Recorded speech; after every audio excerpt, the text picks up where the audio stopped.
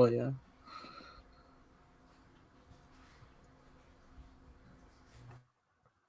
Okay, the timer didn't start. It's like, are we live? All right. What's going on, guys? Welcome to My Cup of Tea, episode number 24, where we will be discussing a multitude of things for once. Always fun. Joining us as always, we have Evan. Oh, I'm first. Yeah. Good to be here. It's been a sad day, a sad Sunday, because Attack on Titan was pretty sad this morning. I say this morning, it was like 3 p.m. That's when I woke up. Anyways, it's been a good Sunday though. A great week of movie news, a lot of movie news, a lot of TV series to talk about. And WandaVision was good. I liked it. We're gonna get into it, but a lot of people had different ideas of what was going on for this episode and the rest of the season, so I can't wait to dive into it with you guys. Also joining us, we have Carson. What's going on, guys? Yeah, WandaVision continues to just be like a great TV series with bad discourse. I'll just say that. I feel like people are just like, there's the articles I've seen of just like, oh, if you thought if like the guy had to come out and reassure that things were going places after the first 3 episodes, like, did we? Okay, we'll talk about it later. But just a lot of stuff with that, and then also me just like sending Nathan like WandaVision speculation TikToks of like these new theories from like the House of M comics. I'm like, oh my god, all these theories that I have now. So I'm excited to break some of that down because I think Carson's finally reading comic books. I know, right? Ever since the Batman trailer, it's gone downhill from there. But nice. Yeah, it's been a good week. Last week a winter break for me, so I'm excited to end it talking about WandaVision and all of our other stuff because there's about 1 million different animated series and whatnot that came out this week, and I'm excited to talk about it. All right, and with that said, we're going to dive into episode 4 of WandaVision. So fun. I had a great time. I think like the big standouts everybody agrees is like the beginning and ending. I'm forgetting, what was the ending again? The jump scare corpse of Vision's lifeless body. Yes, that, and then they settle into like going back to the 80s, right, or whatever next week is. Whatever it's gonna be. I feel like it's gonna be more changing now. Like at least I don't know. I saw they put out like this minute clip that kind of like it was a sizzle. I didn't see it. Don't say. I didn't watch it. Nope.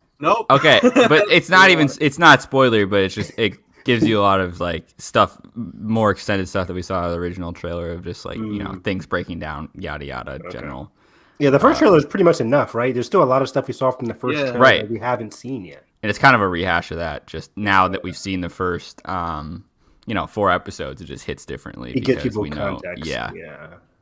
Fair. But yeah, overall, I liked the episode. I tweeted out like this was a more plot-driven episode compared to the character stuff we saw in the first 3 episodes, which I really liked. I still enjoyed this episode. I liked getting the new perspective switch.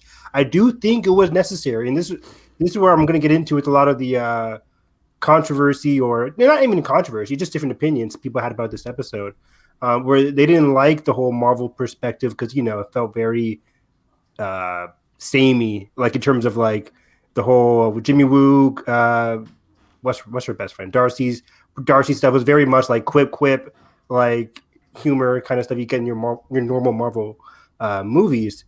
But I thought it was necessary. We can't do the whole sitcom for 10 episodes straight. I don't know if people were expecting that. I wasn't. I knew going in we're gonna get half of the sitcom. The rest of the half is going to be your basic Marvel action where Wanda and Vision fight to defend their make-believe suburb. That's what I was expecting. But did you guys like the whole perspective switch of going in to see what Jimmy Woo is up to, what Darcy's up to? Did you guys like that? It did. I was very happy about it. I genuinely like these characters. I know we're taking from Carson's favorite film, Ant-Man and the Wasp, with Jimmy Woo. and I didn't even know that until after the episode. I knew. You'll be proud of me. I knew that it was the girl from Thor, right? That was the girl from Darcy. Yeah, her. And then there was somebody from another movie, and then I can't remember. There's like 3 people from different things. Really? Yeah, Monica Rambeau from Captain Marvel. Oh yeah. Monica Rambeau, obviously, and then Jimmy Woo from Ant-Man. And everyone's like, the card trick, and I'm like, I don't know what you guys are talking about. Cool. I totally forgot about that too until I saw the tweet going viral. And they're like, the parallels. I love Marvel parallels. Is it Marvel so smart, guys? Like, everything. There's a lot of... they're very serious. They were just having fun. I know. I'm just touching. Anyways.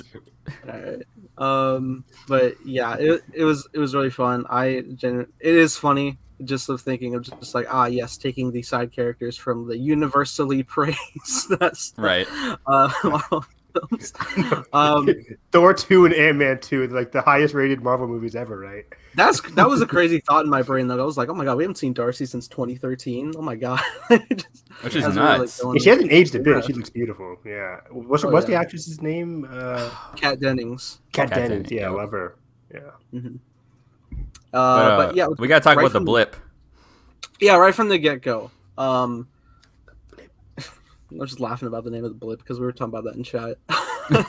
It's an awful, right? Like, no, it's weird because I'm pretty sure before like they gave it a name in the movies, I'm pretty sure one of the Russos called it like the Decimation or something. I was like, perfect.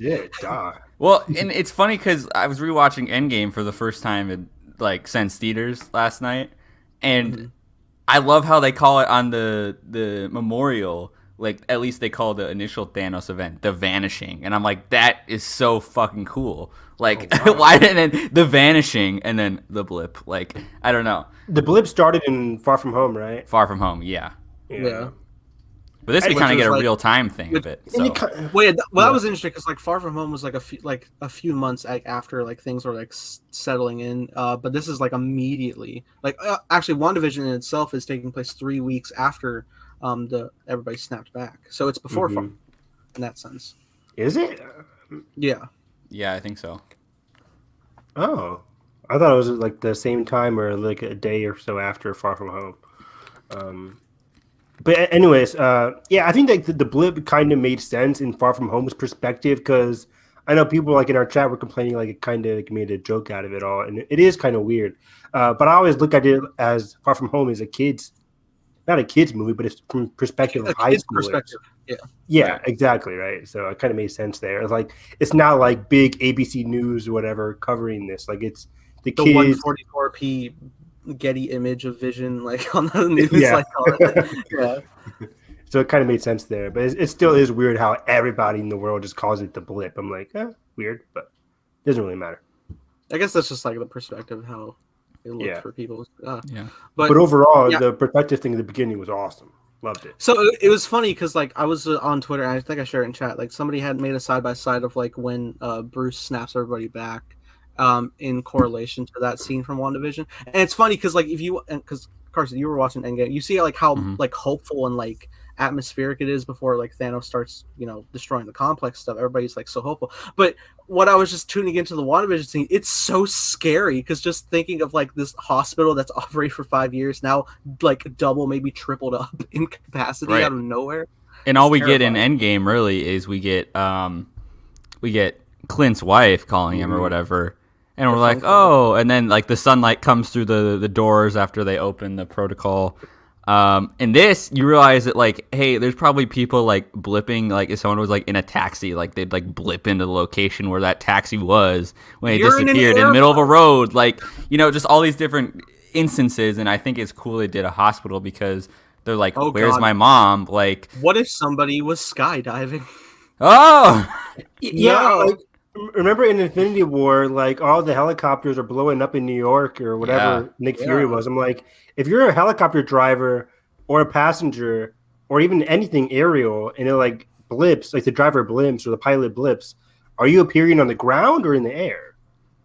Or in the middle? It's a good question. Like the vehicle, the helicopter blew up. So like if you're in the helicopter, like I guess you're just gonna appear on the ground. I would assume somewhere safe.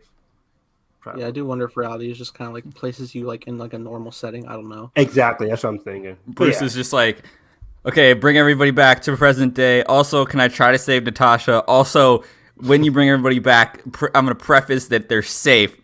Okay, snap. Just Like, Bruce, it's taking too long. he's like, I'm thinking the gamma radiation. That's even worse because he's probably just in so much pain he can't think straight at all. Yeah, It's dude, like, his oh, God. arm. Oh, Especially it's rewatching, it shrivels up. It eats all the Yeah. muscle away from his arm, and it's like Yeah. devastating. Do we think his arm's going to be healed by the time She-Hulk comes around and he comes back for that show? probably. I keep think forgetting. Yeah. I keep forgetting he's not in the human state anymore. Because every time I hear like a report of like Mark Ruffalo, I'm just like, yeah, but no, he's hulked it now. So Yeah, Mark's doing fine, right? He's good, right? he's like gets to suit up in that mocap every day. I wonder if he has the Daniel Craig effect of just like I'm so tired, but money. I feel like he just loves it. Yeah, I don't think he cares. Like he gets to go in, just wear like weird suits all day and gets paid millions. Easier than Daniel Craig, yeah. But yeah, the whole blip perspective was really awesome in the hospital there. I'm not surprised by a lot for these shows, but I was surprised that her mom died like during this time. That was pretty shocking and devastating. I was bummed about that. I figured I figured like in Captain Marvel 2, we'd get a like Winter Soldier effect where you know how Steve saw Peggy on like when she had like dementia. I feel like we would see like Carol talking to Maria, like in the hospital bed or something. But no, we're not going to get that, which is pretty sad.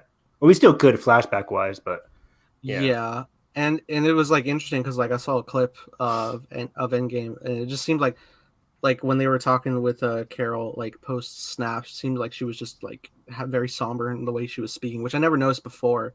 But and it's sad times, so you just assume like whatever. But like in like newer context, it's like, oh my god, they're both gone in this point in time. So damn, that's really awful.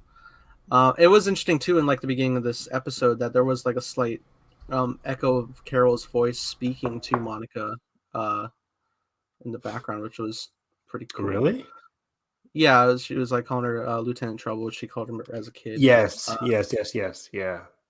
Which is great. I like that. I don't know if that's like a effect of like the snap of like where you go. I don't know, but it's interesting in that regard. But yeah, all the chaos running around is crazy. But then we finally do like get to the S.W.O.R.D headquarters, and I'm just say right now, Marvel, I will watch an Agents of S.W.O.R.D. I'll watch it. Yeah, where's my Daisy Johnson and Mac and everybody? Like, where's my Agents of S.H.I.E.L.D. crew at? Come on, god damn it! Renewed. Let's go. It's like a Clone Wars Rebels effect. I saw a tweet where apparently Marvel. I didn't look into the article, but apparently Marvel said Agents of S.H.I.E.L.D. in the final season or whatever couldn't reference S.W.O.R.D because they were going to use it as a reveal in WandaVision. I didn't look into it, so I don't know if this was legitimate or not. But didn't they basically become S.W.O.R.D in that sense? Like, weren't they doing space operation? They were doing spaceship for like years before Agents of S.H.I.E.L.D. or before the movies were. So like, yeah, I was kind of shocked there, but it makes a lot of sense. But yeah, I really want like all my Agents of S.H.I.E.L.D. people to be, now that S.W.O.R.D is a thing, give me the Agents of S.H.I.E.L.D. or Agents of S.W.O.R.D. So that'd be awesome. Yeah. So it's interesting. Like we're going through, we're getting like reintroduced. Maria's or Monica's coming back. Oh yeah, and we get that idiot desk guy. Yeah. Right? What's your deal, dude? There was nobody. You're saying there's nobody else for the job. That was a funny scene. Oh, No, but this jerk is just like, oh yeah, this is my badge. Well, if you were working here, then it would work. And it's like, what the hell? Why? Like, yeah, you're fired, motherfucker. Yeah. Literally look on the wall at her mom. Yeah. Like, I don't know who he thinks he is. He's taking his job way too seriously. All you do is push people in and out on a desk. Get out of here, freaking janitor. But then we find out. But then we find out Monica's operating in a more grounded sense. So I guess maybe she's done some space missions prior, which is be interesting to explore. Yeah, which is fascinating. Like, I guess she's maybe had some Captain Marvel 2 stuff. We'll see. Maybe. Like, yeah, it seems like this sort of establishment has already been doing some space missions because she was surprised to be grounded. But I'm like, what has she been doing in space, given that, at least from our perspective, S.W.O.R.D has started to come around after like Far From Home, which like we just discussed earlier on. Only takes place a couple weeks afterwards. So how long has Fury been having S.W.O.R.D do this? Some space recon missions. I'm not really sure. I wonder if he could have like had like a partnered connection building with Talos, with the scrolls and everybody, because I assume that's where he's operating at the end of Far From Home.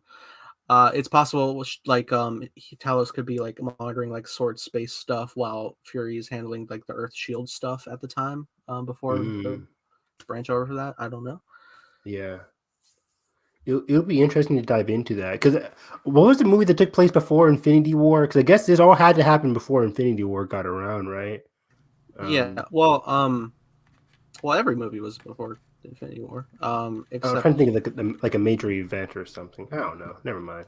wait, what major event? Hold on, I'm trying to figure. I can figure this out. because trying to decipher like when did S.W.O.R.D first start to come about, because like none of the heroes like referenced it in the movies, but then now we're supposed to believe like it's been going around for like a couple years now. They could have, I wouldn't be surprised if it started to build up even more so after the Chitauri attack in the first Avengers. Oh wow, okay, all the way back there. Okay, I think so, probably. Yeah, that kind of makes sense. But or then again, maybe even like after maybe after even like the first like Thor event, because I know Fury was talking about that in the first Avengers. Just like like there's so many out there, we gotta look out for. And then especially after Winter Soldier, when Shield really went like KO'd, right? Once Shield was over and got found out by everybody in the government, I think that's probably when they were like, you know what, let's just transition overall all into S.W.O.R.D. Absolutely. But yeah, then we get the card trick. Dude, if I could do that, like, and if I was like an agent and I had like a badge, like I would do that every time. What I'm most fascinated about in this scene is not the card trick, is the fact that like police officer's like, oh, town doesn't exist. And then she's like, where are you guys from? And then like, so it's like certain people have a grasp of, I don't know if it's going to be people that like are from the outside that like kind of know what they're seeing. And then it's like all these different things of like, and then we get later that it actually is being broadcast as a sitcom, which is fascinating. So from my theory of like, when we first talked about episode 1 of like, when it cuts out to that little Shield perspective, right before the credits of the first episode, we get we see the same shot in this episode of the little TV of them watching it, and we were like, okay, is it just like that's what she's seeing, or is that what the world is seeing, or specifically whoever's like looking at it? So we kind of got that answered, and of course, then we get the whole stuff of like, okay, what do the extent of this, I guess, bubble or like the shimmer, whatever you want to call it, go? And like my favorite thing is that jump rope that like changes colors. Like that was so cool when they like go underground and or it turned into a jump rope. It turned into a jump rope from the connecting line or whatever. I'm like, stuff like that. So I'm glad like that like atmospheric stuff was like more roped in by the second half of the episode, because it did the little heavy lifting exposition in the beginning. But I think we got a lot of cool answers that made it worth it. Yeah, there's a lot there with what you said, Carson. Going back with the people believing like it was Westview, not Eastview, or maybe I'm having it reversed. The town is Westview. The cops said they're from Eastview. Got it. Okay, yeah. The cops said they're from Eastview, and they're not being manipulated by anything. They're just saying, like, we live in the town of Eastview. Wanda just came in, like we saw in the first episode, where the whole little opening sequence of the first episode that's black and white. She literally just came in, changed it from Eastview to Westview, and that's why people are confused. Because I heard some people talking online about it, thinking like maybe she manipulated the cops or something. But I think the cops are just legit. They're just basically just saying, "Oh, we just live in Eastview. The Westview is a made-up universe, right?" I think the cops are probably like, I think it could be something like of Wanda's influence, because they drive like right. You think so? They drive like right back into the town. Did they? Like, yeah, that's why they're just like parked on the border. They're probably like there to like stop anybody from like coming in or out, because clearly Wanda has a thing about trespassers and stuff. So yeah, I think they drive back in. Oh, Did I miss that? Okay, so they're actual cops from. So they drove back into the blip, or into the force field I think area. Yeah. they could be like an external like creation from Wanda as a defense to like just maintain. So like there isn't any Yeah. worry. You see them like drive on that road, but you don't Yeah. see Because like I don't think they're people who just like go in and suddenly they're in like 50s or 60s guard. They're probably just well maybe like when they get back in, but I think they just like operate like it's just like a So set. so those cops are able to come in and out. Nobody else can. I think they can come in and out, but like they're not of their own free will like everybody else. Why didn't they take them in if preset. they can come in and out? They haven't been able to get anybody else in and out. Well, I think they're Right? preset to be able to do that. I think it's just Yeah. like an external, separate reality creation for Wanda as a defense. It's not like anything like they're not like people who are just like operating like normal.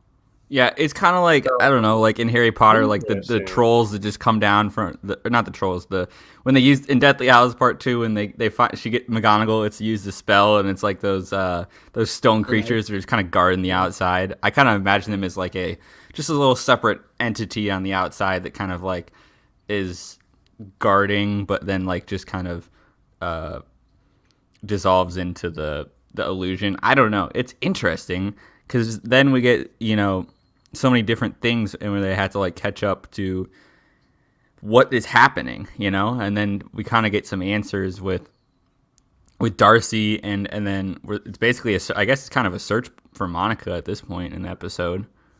Yeah. Oh yeah, because Monica gets snatched in. They have to go look for her. I don't know what Monica was thinking of trying to do there towards the beginning when she got sucked in. I'm like, She's not probably a good idea. encountered she's probably done a lot of weird stuff in space missions. She's just like, I'm intrigued with this. Probably, yeah. But yeah, it was fascinating just seeing like the procedure of like trying to like find her and stuff, and just like unlocking as to like what's happening with this sitcom going on, and how they're like literally watching. What was the most like intriguing thing is like whenever like weird reality breaking stuff happens. I'm about to say that. Yes. When they're watching it, it gets jump cut, edited out by Wanda. So like, or not edited by. I wouldn't say it's like edited by. I would say like since she changed reality while it's being broadcast out, it just doesn't exist anymore. Appears, yeah. The episode kind of, because we've seen that numerous times throughout the last 3 episodes where Vision would catch on or Dottie would catch on, and then Wanda would like rewind time, basically. Same thing with the nose sequence. But then this episode begged the question, like, who is the one rewinding time, or who is the one editing what they're seeing? I think it's still Wanda. I thought so too, but the episode got me like second guessing. Like, is there a second person in charge that is helping Wanda do all of this? I still think there is some kind of other factor that here. It's not all. It is all Wanda, but it's also Wanda might have had help to do this, or Wanda might have been suggested by someone to do this. You know what I mean? I don't think so. I think it really is all Wanda. You still think Agnes is just a perfectly normal person? I introduce this TikTok that I sent Nathan of the villain Mephisto being a part of this. That's fair. I mean, there could definitely be an underlying thing for sure. But I talked about that last week because there's so many Mephisto Easter eggs. But I'm like, Mephisto's just too much. Not only remember she tries to make the bird go away, and she can't make the bird go away. Remember that? Yeah. Isn't that weird that she can't make the bird go away? Like it's like some stuff that like I'm just like there. Yeah, it's just like weird stuff that like she can control, and then like yet at like the end of this episode, she's very conscious, and we see like her making decisions and then like snapping back into character almost.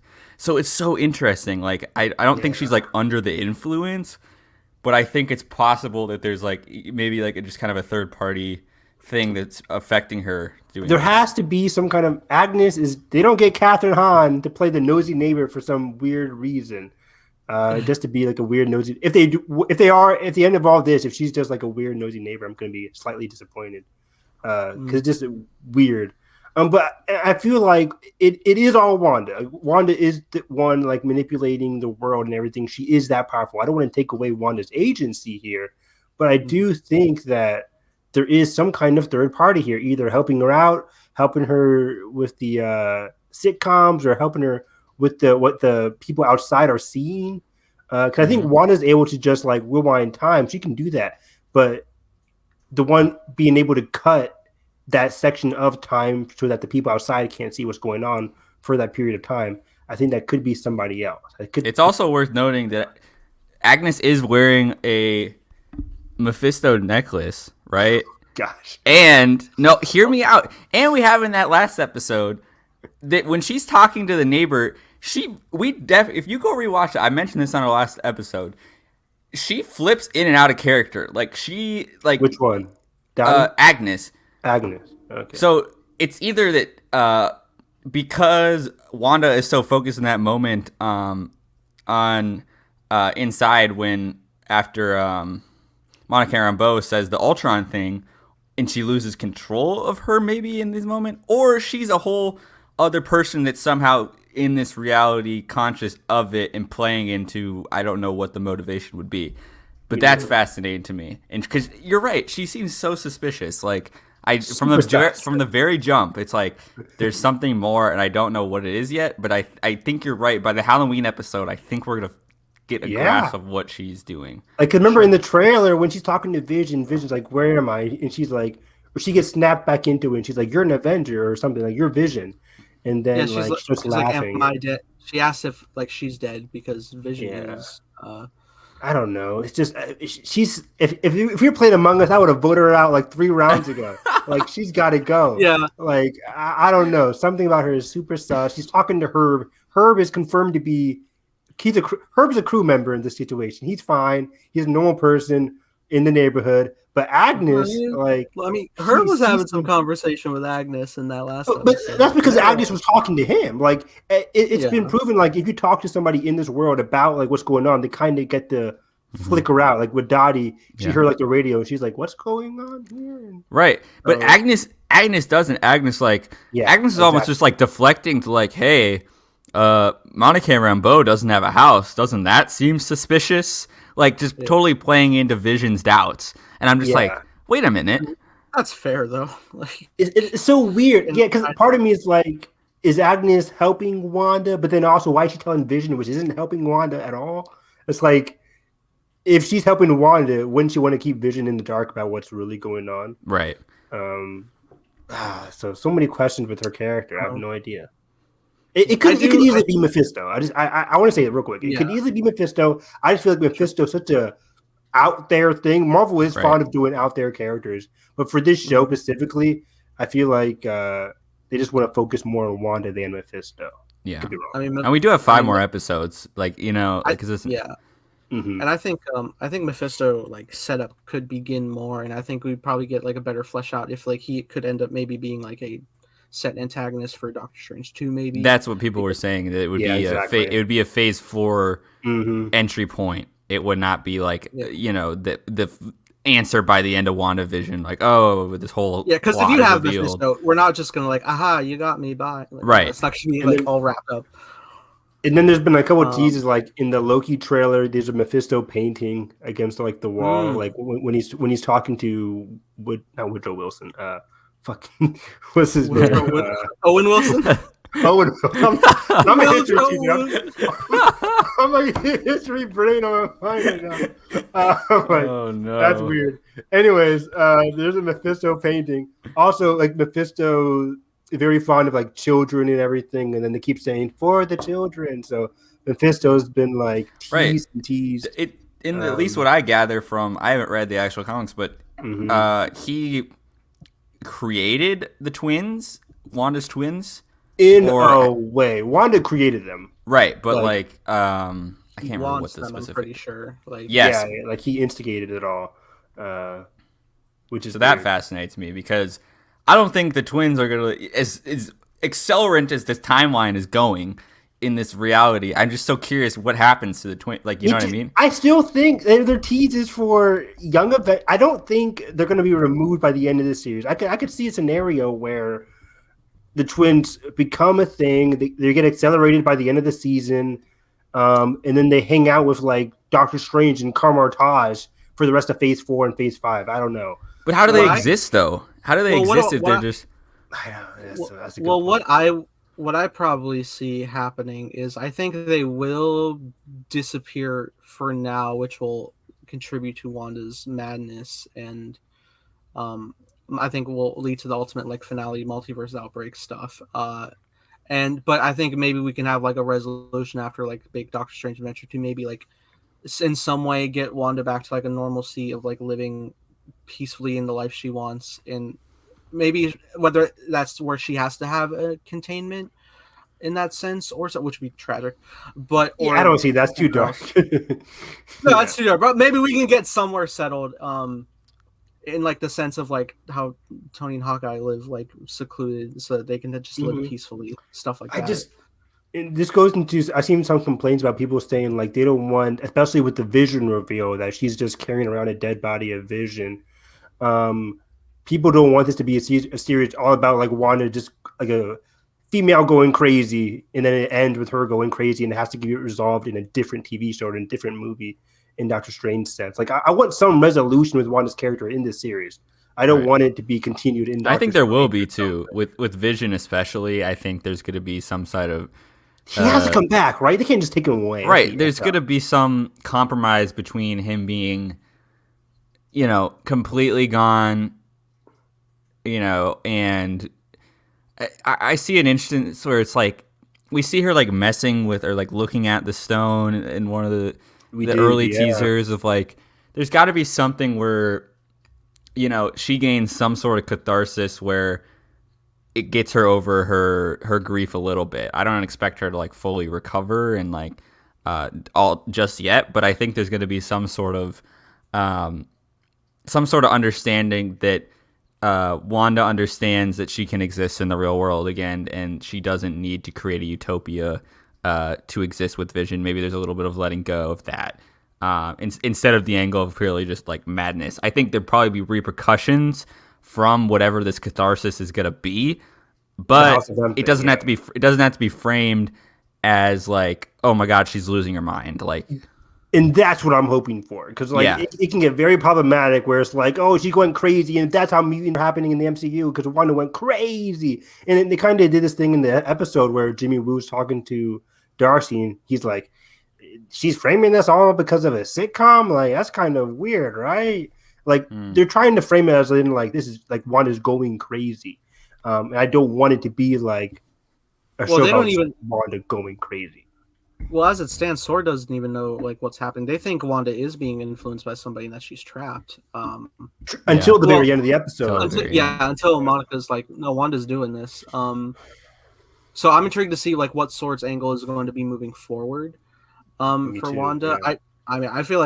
I do feel like at least for now, like Wanda is like doing a lot of this on her own because it's just very sinister tones. Like, I mean, we got that at the end of the last episode, but this one just like reaffirmed it even more so. And I love that beautiful acting from Elizabeth Olsen there, where she's just seeing the whole thing in terms of execution, seeing the whole pushing her out, rebuilding the walls. Vision comes in, you can see her face like change back into like the 80s. Yeah, I think we get another aspect ratio change there when it switches from when Vision the Marvel walks Studios in. Ratio. Did you notice it's the Marvel format? They invented the 16:9 aspect ratio. I really hope they didn't. I really hope that was a joke. I really hope they. You'd be surprised. I know.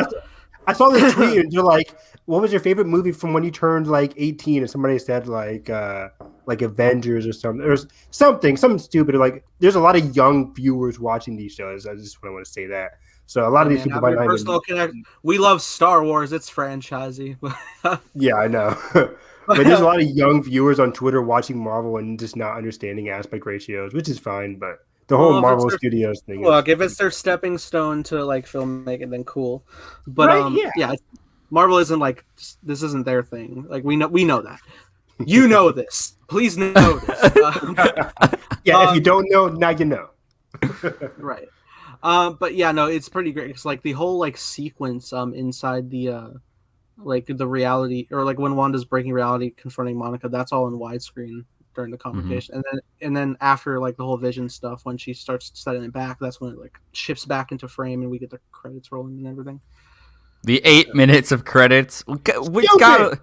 It's got. Stupid. I It was feel like made a something's little going. better though. It was made a little better because we got some Hendrix. So People are even speculating to the point now. People are even speculating to the point that like, is there a reason for this? Like, like it's kind of ridiculous how long the credits are. I don't know. I don't know if it's just because they were like, since it's like of like film quality aspect that they're putting into the season, but like that, there's gotta be a better way. There's gotta be a better way. Just like, I don't know, flash more names at once. I don't know. Mandalorian kills it. You get some great concept art. 1 minute of credits. Boom. Next episode. It's all like, the VFX. All the VFX artists since Bettany said it was more than Endgame VFX shots in this series. So. Well, yeah, because it's so much, but also it's funny thing about credit sequences. I saw on TikTok today somebody like every closing frame of the episode is a zoom in to like a pixelated version of Vision's eye, which is like weird. And then in episode 4, it's like a white version of Vision's eye instead of like. Or like kind of like the blank dead Vision eye of like, you know, his corpse, because we see it finally in this episode, and I'm like, oh my god, that's so cool. It's so cool. No. So I don't know. I feel like the ending credit sequence for WandaVision, it reminds me of like a TV pixel version of like the Daredevil credit sequence of just like panning around things. Carson would know so much about that. I knew you'd bring it up. I'm sorry, but I just loved that Vision sequence where she like sees a dead Vision. I think it was beautiful. It was really like it really like, was. That was like how jump scare should be done in that sense, because like you can even like see like out of focus, he's already like in that state, but you can't tell right away until they cut to it. Yeah. Like prior to this episode, I was like, what do people see when they're seeing Wanda? Are they seeing Wanda dancing around with the dead Vision? Is this some Haunting of Hill House bullshit? Like, I have no idea what's going on here. No. Like, I think they're all corpses and stuff. But I think they're all seeing what Wanda wants to see. Exactly. I don't think they're like looking over as like, hi, like Vision's walking up like, hey Herb, and he's just like that. Like, no. Hey Herb. Yeah, just dead. But by the end of this episode, like, we understand that they were just watching the sitcom, which is very cool. But it has to end somewhere. So right now, you guys are thinking Wanda's going to get catharsis by the end of the season, that Vision is dead, or that Vision is going to come back by the end of the season? What do you think? Serious. I still think we're gonna have like a crazy outbreak. Maybe she'll start to getting more reasoned with when Strange shows up, so that they can like work together to like fix like the outbreak. But is Vision coming back? I think Vision may come back after Doctor Strange events. Like I was saying, I think we'll get like peaceful layout in that sense after Wanda goes through all this stuff with Strange.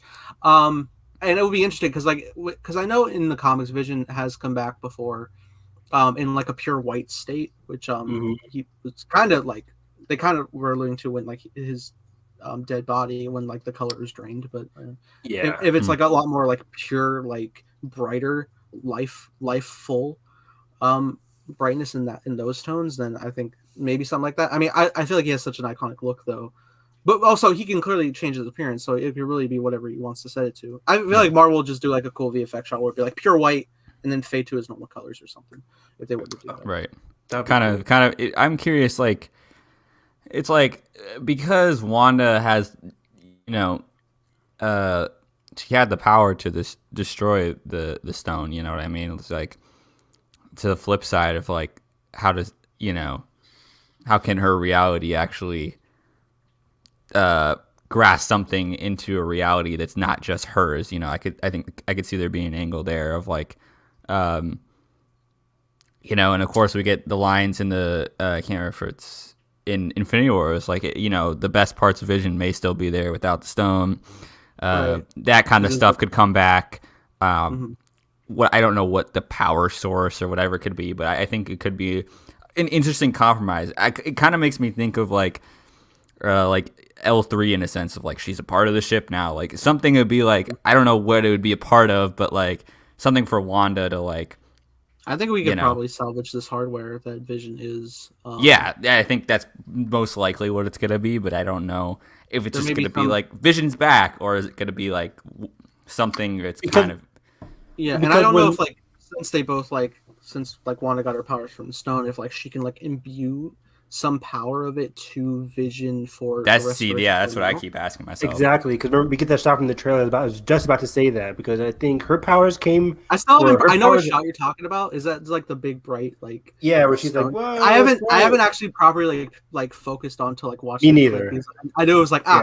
I don't. That's a big one. I don't want. Yeah, To see it seemed like a that. big scene, right? So I'm just like, just skip over Yeah. a little bit, but just off the surface level, it just seems like her powers were amplified by the what is it, the Mind Yeah. Stone. So I think so she can just have some kind of ability where maybe for the rest of Vision's life, his essence comes from the robot, but also from her chaos magic. That'd be cool. Like as long as she's alive, Yeah. he's alive.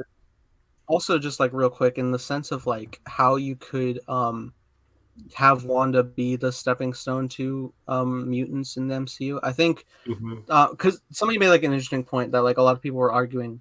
There's a fly here. Sorry, so a lot of people were arguing that in hindsight maybe Wanda should have gotten her powers from the Reality Stone instead of the Mind Stone, just based on like how her powers are in WandaVision. But then somebody made like a pretty solid point that it could have been an instance that the Mind Stone awakened dormant mutant powers within her. That's what Which it I is. really like. Yeah. Which I really like that, and I feel like if she does have like a madness outbreak across the span of the at least the world, because it's gone way bigger in the comics, you could have it be an effect because they like were even like saying like back when during the experiments, like a lot of the test subjects like weren't gaining any powers until Wanda and Pietro. So it could be a thing where like some people have mutant dormancy and some don't, and it's just some of them will be unlocked, and that's how we can start having mutants in the world. Exactly, yeah, because Marvel kind of retconned it. Like back when Age of Ultron happened, we thought it was, oh, the Mind Stone just gave her powers. Just gave her the powers, yeah. On the Marvel's official websites and stuff, like if you go back, they retconned a lot of different things a couple of years ago. Where now they're saying Wanda and Pietro's power were just dormant, and the Mind Stone just activated it. And they also kind of went in saying like in Avengers, Loki wasn't really controlled by the Mind Stone; he was controlled by Thanos more so. So there's a lot of different stuff they're trying to retcon, or not really retcon, but just change, so everything makes sense. To that point, someone was speculating, I saw today, that kind of thing could already be happening by the end of this episode with Monica Rambeau. That the throwing out of her could have been the start of something, specifically because apparently she gets powers in the comics. She becomes a Captain Marvel. Yeah. So to that point, like, we don't know what her state is now. Maybe she has to be like, maybe she's not going to bounce back right away or whatever. That could be an event. All that energy pushed onto her could be the start of something, which I'd be curious to see, like, how that would change the show. And maybe it would change S.W.O.R.D's perspective of like, hey, like, we need to be. This is even more a precarious situation because now if we interfere, this could go global, or it might actually be part of the show of like, hey, we need to break the containment, but at the same time we need to keep it contained.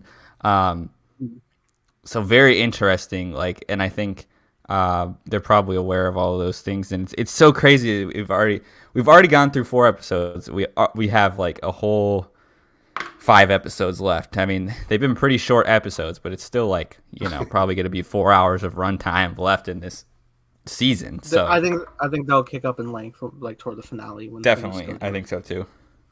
You mean kick up in length at the commercials and the end credits? I was bummed there was no commercial, nor was there a special intro this episode. I missed it. But I'm sure we'll get it next episode when we're functioning, how things are going down. I wonder like how the balance between sitcom to S.W.O.R.D plot will actually be jumping to, or like if it's like their own episodes, or if they'll just be like cross functioning. I hope it just becomes a B plot of where they're just kind of within just cutting back and forth within the episode instead of having to dedicate full. That could be fair, but also I would love to like get back to like this like first 3 episodes sense of like the mystery of like what exactly is happening, and then like right.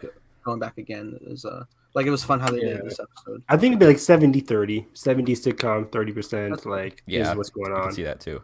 Mm-hmm. So I'm looking forward to that. I'm excited to see more of like S.W.O.R.D's influence on the MCU moving forward. Big prevailing theory I have is that they're going to have a hand in Fantastic Four for sure with space missions and stuff, since it's how they get their powers. So excited to see where that all goes. Yeah, like on the space station that Nick Fury was on at the end of Far From Home, Captain Marvel, I forget now. Far From Home. Captain From Home, yeah. Like, what if the Reeds and like the Thing and everybody? What if they're already on that ship, and then it gets hit with the solar thing or something? I don't know. That'd be really cool. Yeah. So, yeah, love it. Love Marvel. Love it. But in interesting news, we finally got a title that isn't just The Matrix 4 or just The Matrix in the HBOMAX sizzle reels that they just show the title. We finally got a title for Matrix 4 called The Matrix Resurrections. With I feel like it was going to be either that or rebooted, just based on the computer type titles that they go with for these movies. But otherwise, there wasn't like any like bigger Matrix news, I don't think. But well, I'm excited. Yes, me too. Because I finally watched the Matrix trilogy this year or last year during quarantine, and I was just thinking yesterday. This has nothing to do with the title; it just has everything to do with that we haven't visited the Matrix universe in like 17 years, and thinking about how much VFX and technology, both in the sense of like movie making and also within the sense of the world of how technology has advanced, that the Wachowskis can like critique and do stuff with now, 17 years past their trilogy. It's just like there's so much potential with this movie, and I'm so excited what they go for, because at the time it was like kind of this like awakening of like tech doing these things, like, and your life isn't what it seems, yada yada yada. And now it's like I feel like we're in a different era of like how people interpret it and accept technology, and another layer of like skepticism with technology and like all that stuff.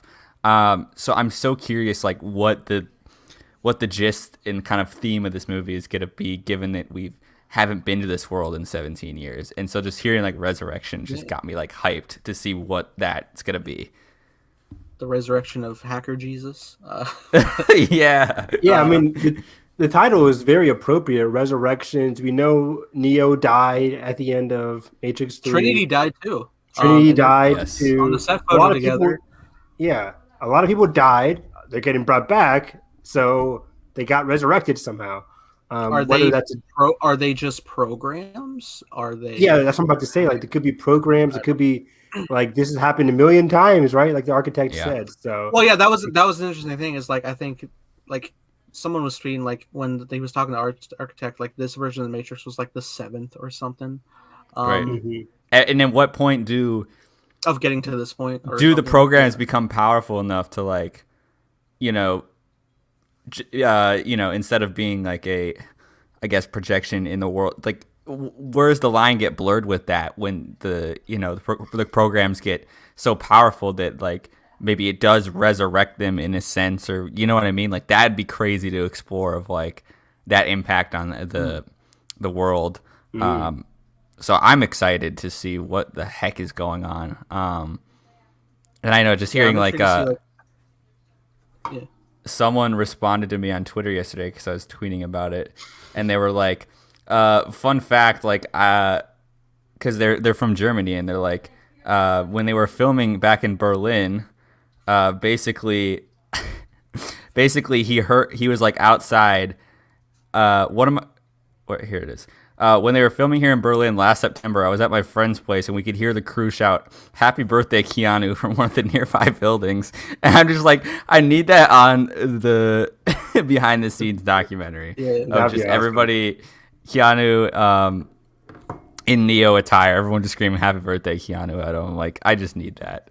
It's crazy that this I love movie that. franchise is back, and it honestly crazy that it's lasted this long without them bringing it back because Hollywood and just like bringing back Jurassic World or Jurassic whatever. It's crazy that we've gone this long, nearly 20 years. So It's funny because the Matrix has always been like that untouchable thing where it's like, are they ever going to redo the Matrix? Are they ever going to redo the Matrix? And they did Jurassic Park, they did all these other things, but like they never did the Matrix, and now they are. And mainly it was because people didn't like the other two, but at the same time, people didn't like Jurassic Park 2 and 3 either. So right, yeah, and it's like the sequels get flack for their limitations of what VFX was at the time, but I also think that's not the only flack they got. I know, but like I'm just saying, as on a surface level of like not even talking about the story. People, that's the first thing at least I hear in the criticism of it. It's like, oh, these are just very silly, like cartoonish looking movies. So I'd be very curious to see like. It's like I think it's like a prequel sense, and just like the grand story is the most intriguing part of it. Exactly. Yeah. The ideas and the story is so out there and beautiful, and like I get it. The execution is a mess, at least in 2 and 3, especially in 3. The rubber 2 Neos. Yeah. And then Rubber like the Smith. whole like he's fighting 1,000 Smiths. Like I didn't really like that at all. They literally put a bowling pin sound effect when he knocks him down. But also, you gotta respect, like, they're between George Lucas at the time and the Wachowskis. There is nothing like these universes that they created.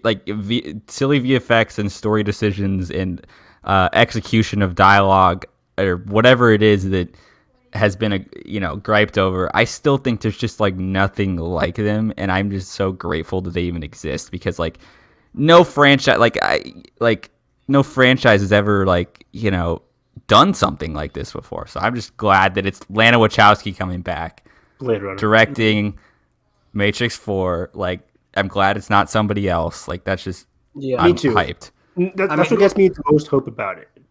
Yeah, and who would have thought of setting up 50 cameras in a circle to capture that swing shot of Neo laying as he's laying on like a green box or something. It's just like getting all done. But yeah, and then that's what gets me so excited for Matrix 4 or Matrix Resurrections now, because I think the fact that they're coming back, either way, like whatever the execution of the story ends up being when I go see this movie in December, by the way, which is crazy. I think a week after Spider-Man. Yeah, I think it's still going to be pretty cool to visit this universe again, to see what kind of weird, crazy story this movie goes into. And what it can actually pull off. It's going to be given what the technology is now. And also, I think we're getting a trailer next week at Super Bowl, because someone was saying back in the day, every Matrix got a Super Bowl spot back in the day. So it'd be kind of a fun throwback to just like a trailer track with, just like tweeting out kind of like fun little facts. And I'm like, that'd be cool if they dropped a huge Matrix 4 trailer at the Super Bowl. I don't know if they need to, but I would love that. But given the whole HBOMAX stupid thing going on, I think they're in the deal of, since it's going to be on streaming anyways, we're just going to put the trailer a couple of weeks or very close to release. Close to release, just like King Kong. It's like, oh, King Kong's coming out in a month, then let's put out the trailer, and that's King Kong. So I think they're going to do the same thing for Matrix. It'll probably come out in November or October. Which I think I'm being way too optimistic that actually will happen, because I would want it to happen more so than I think it's going to happen. And I think it's just interesting to think about too, is like that era of like the Super Bowl TV spot is kind of going away, in the sense that there's so many movies and there's like so short of time to convince people to watch your movies, that it has to be like closer and closer to your movie to like catch the wave of hype, I think. And it's just interesting to watch with the new streaming deals and how that's going to go down, because Netflix, notoriously, we talk about all the time, it's like 3 weeks before, or like a month and a half before, they're like, all right, here's the first Malcolm and Marie trailer. Like, it's so close and just all pedal to the metal like a month before, instead of like, Star Wars on the other hand, it's like a 9-month marketing campaign that, it's like, okay, we're going to drop the teaser, and then we're going to have our posters, and then we're going to drop, Force Friday. It's very calculated and trying to build up. Happy 1-year anniversary to the Fast 9 trailer, by the way. Yeah. Wow, that's crazy. That's awesome. But anyways, that's a whole other discussion. I'm excited that we just have a title. Yeah, that being said, with this whole Super Bowl thing, it's always a big event. Like, I would never forget watching the Mission Impossible Fallout trailer in 2018. Yeah. Because that one, I don't even watch the Super Bowl. I was at work. I wasn't even watching the Super Bowl, but I was waiting for that MI6 trailer. And when it came out, I'm just losing my mind. And we got the Fallout trailer is what hooked me to like get into the series in general. So right, and we even got a ton of. I think we got an Infinity War spot back then too, because that would have been 4 months or a couple months before. We got Infinity War, Mission Impossible. I forget what else came out in 2018. We got a lot of good stuff that time. Cloverfield Paradox. That was then. Was that Cloverfield Paradox? Was that then? Jeez. I don't know. It was something where they were like, "Here's a trailer dropping tonight." Like, yeah, it was definitely Cloverfield Paradox. It was either 2017 or 2018. I can't remember. One of those, but yeah, it was. But also, what do you think will drop? What do you think will or needs to drop a trailer at Super Bowl? Does like Raya drop a trailer? Nothing. Like I can't think of anything because one, not a lot of people are going to go to the theaters anyways. And two, it's so iffy for if your movie going to get delayed anyways. Right. So either it's going to get delayed, people are going to go to the movies anyway. So why spend millions of money that you won't make back? So this might be the first Super Bowl where we don't see a lot of things, at least that are later on in the year. Like we could see the March stuff, but Raya already had her trailer. You don't really need to do it another one. I could see it doing a TV spot because again, $30 is a big ask, and people need to know that that's what they're getting into. At least I think so. Because I think there's still a lot of people that probably are just like, oh, I'll just watch Raya on Disney Plus, and they don't know it's going to be $30. Yeah. And maybe they're banking on that. I don't know. Mm-hmm. Yeah, good point. And animation is doing well. Croods is killing it. Croods is having this Jumanji effect where it's just like keeps on making money. Yeah, it like went up. It went up this weekend instead of dropping. Going up. It's beating Wonder Woman domestically. Bonkers. If anybody wants to know the success of the HBO Max deal, people watch it on HBO. They're not going to the theater, so that's helping other movies like Croods and stuff like that. So wait, what went up? You said Croods went up. Oh yeah, it came out in November. They keep coming to see it, man. Yeah. Honestly, what I saw, pretty enjoyable. Yeah. From what I saw. Nice. I still gotta watch the first one. Me too. Good soundtrack. I bet. Can you imagine a Black Widow spot? I could just get. No. I don't think I need another trailer. I just need the movie. And there has to be. Too. They're gonna drop another trailer. All right, well, just give me a nice fresh score, please. I know. It's the same thing for James Bond. Like I've heard the same trailer, the same music. Like, oh, he's back. It's like, oh yeah, he's back. I'm not watching another trailer for No Time to Die.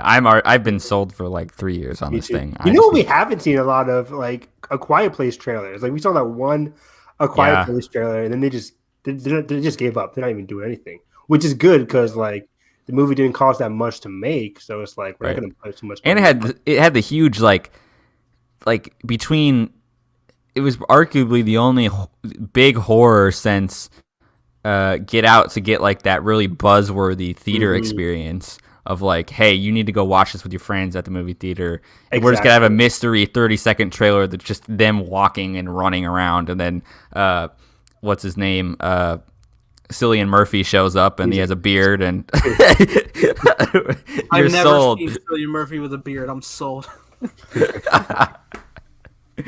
Anyways, wait. So are we just speculating Super Bowl trailers now? Or? Yeah, just like what would even need to or want to or risk buying a spot. 3?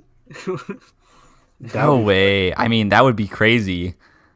But I think it's too early. I think as of right now, Zendaya said they're halfway done with filming it. Yeah, the Marvel players are getting to Zendaya after she said like one sentence about what's it called? The guy playing Doc Ock. Alfred Molina, yeah. Alfred Molina. Because she's like, oh, he's a great guy. He's so nice. I'm like, so you've talked to him? Which means he was on set? Well, no, it's like, funny because it was like in that like variety actors on actors, and she was talking to actors from Promising Young Woman, and it was that actress who was like bringing up like not just Alfred Molina, but at least a couple other names, and all Zendaya said, "Who is so nice?" So there was no confirmation who she's talking about. Yeah, exactly. Like, who is so nice, and they're like, "Oh, that means that." Like, it could be jump on it now. That being said, he's in the fucking movie. I mean, there was official report, so it's fine. Like official, so you know. Not official. Jamie Foxx's Instagram post that he deleted. You know, everything. Yeah. I would love if a Dune spot dropped. I know it would just be a waste, but I think I don't need to see anything. I don't want to see anything. I just need everybody, the rest of the general public, to know about this movie. Very true, bro. Because I just need it to be successful. Just please. I gave up on it being successful. HBO Max is slaughtering these movies like in theaters. Are we I know. Will we get Dune Part 2? Will we get it? We better. If we don't finish the original book in adaptation form, like I would be so mad. Like it has to, right? Like if it doesn't do well in theaters, then I'm be. And I know exactly what scene they're going to end it on because the book is very split and like there's just a very distinct thing that happens. And it's going to be horrible if I can't see the second half. Would you take an HBO Max series? They're already doing one, The Sisterhood. But if they had like continue from the movie, specifically continue the movie, like would you do that?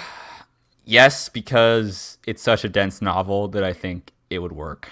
But also, given that we'd already have the precedent of the big blockbuster, it would be a weird transition. It would be like kind of like, oh, we're gonna do the Rebels successor show in blah blah blah.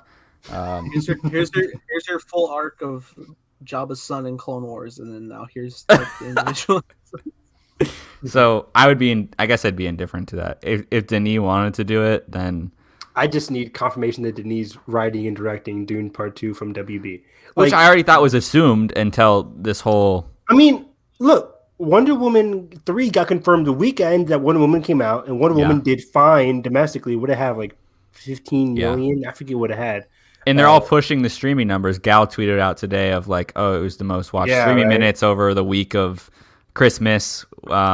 And then everyone's doing the math that it's like, okay, there'd be so many people. It'd be kind of like similar to $100 million opening, but it's so vague. You can't do anything with those numbers. Yeah, because really. You can have like 5 people in the room watching one screen. It's like, it doesn't matter. And someone's like, well, what if I averaged that there was 3 people? And I'm like, dude, it's just a wrap.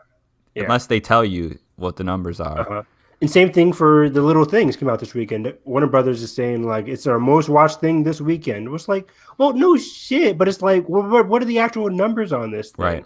Right. So I think either way, in order to gain some validity from the HBO Max deal, I think the weekend that Dune comes out, maybe I'm being optimistic, but I'm thinking they're going to say, and now after the success of Dune, they're going to be like, Dune Part 2 is on the way. No matter what happens opening weekend, just to please Denis. Right. So it's so hard to validate the any metric of success with these movies right now because it's like Wonder Woman drove signups, but like, do those people stay? It's like, what if people probably, there's going to be a lot of people that jump in and out and say, hey, I saw Wonder Woman, I'm going to cancel now, and I'll be back for Godzilla, and I'm going to cancel again, and I'll be back for Space Jam Legacy. And then I'll cancel again. I'll be back for Dune. There's going to be a lot of people jumping in and out. And so it's like, how do you gauge that success to that single movie if there's people that are just not staying after that movie? And it's like, it's so much. Yeah. And granted, people should stay. We're getting Batman the Animated Series is on HBO Max. HBO Max is a fantastic show. That's the funniest part about it is it's arguably has the deepest library. It's fantastic. It has the biggest struggle selling that library. I've also makes me laugh. Dude, I accidentally, but it's still like I contributed a month payment to HBO Max. I still haven't like actually used it since Wonder Woman on Christmas. It's so good. I've been using it ever since it opened. There's a lot. There's a lot of content. Like I'm going through it. I'm like all these animated series that I love, but then just a lot of great classic movies. The Mummy movies are up there now. Yeah, they have the most. They have the most pre 2010 content in the entire streaming game, which is insane to me. They have like Kurosawa, Hitchcock, but they also have some great Studio modern Ghibli, movies. Studio Ghibli. Yeah. Oh, like, Carson, there's some Godzilla films on there. Yeah, there are. They keep adding them. So HBO Max is just fantastic. It was hard for them to sell it. I mean, they don't have a big Game of Thrones show right now on it, or a new big Batman show, but they have a lot of good stuff in development that are on the way. So people should keep HBO Max. They have the Snyder Cut. Aquaman's coming back. Coming back. Miss Worldwide. Worldwide. Snyder Cut's coming up. Like I think only like 2, maybe 3 weeks after Godzilla Kong, so that would be incentive to stay the month. Mm-hmm. Yeah. Mortal Kombat. I keep listening. That's in April. Yeah. So at least once a month, there's something that's gonna be like that big pull. Yeah, and I read something too that like it's interesting that between 2009 and 2019, HBO as an entity went up 9 million subscribers, which is a lot in the sense of like traditional, like because HBO has always been like that traditional, like it really wasn't that big. I mean, they had HBO Now and HBO Go, but it wasn't like that wasn't the big thing. It was like it was bundled in. You could buy it and it'd be on your TV. And then I think in the months that HBO Max has been out, they've already surpassed that 10-year subscriber growth in like a 5-month period. But again, then you look at Disney Plus and Netflix and everybody, and you're like, oh my God. Well, that's the thing. I feel like everybody is like making every comparison of just like, but did it hit Disney Plus numbers? And I feel like that's kind of unfair in the sense like from the jump, it's literally the entire Disney catalog ever. And like, that's more geared for like families to see. Exactly. Right. Exactly. It's more family centric, but how many people just, granted, like we're all in our 20s, we don't watch like Disney Plus catalog stuff a lot, but a lot of families do. They just get to put it on and have their kids watch High School Musical 24/7 or and also anything. If you're AT&T, you're looking at it and you're like, well, Disney has this. Why can't we have this growth? Like, you know what I mean? And they're not necessarily thinking that like, oh, we need to like focus on what their audience is. It's like we need the broadest, biggest, blah blah blah, and that's why it. And I'm excited for the future of HBO Max. I think they're doing stuff smarter than Netflix. Netflix is great. I watch Netflix a lot, but in terms of their TV content, they're canceling stuff left and right. After like season 2 canceled, season 3 then it's canceled. It's like after season 1, a lot of it is canceled, and it's all this person like assume. I don't know if it's actually true or not that Netflix likes to cancel stuff because that's not how they get subscribers, is by continuing series, just by getting new series. I don't know if that's actually true or not, but if it is, it's a weird logic because Game of Thrones, like you just said, Carson, between 2009 to modern day, HBO Max grew, or HBO grew because of Game of Thrones. Like, seasons 1 big 7. Chunk of that 9 million was Game of Thrones. 100%. It has to be, right? Like once people caught on to the show by season 2, by season 3, they're like, oh, this show is actually a masterpiece. So.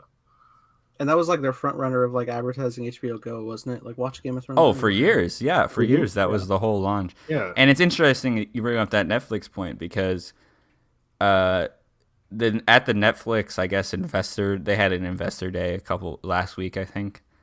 And, you know, we've always said that like Netflix has been in debt for like so long because they switched, because they had to like throw out all that money to like keep The Office on and keep all, you know, that's like in Friends and all those shows before the big streaming wars started.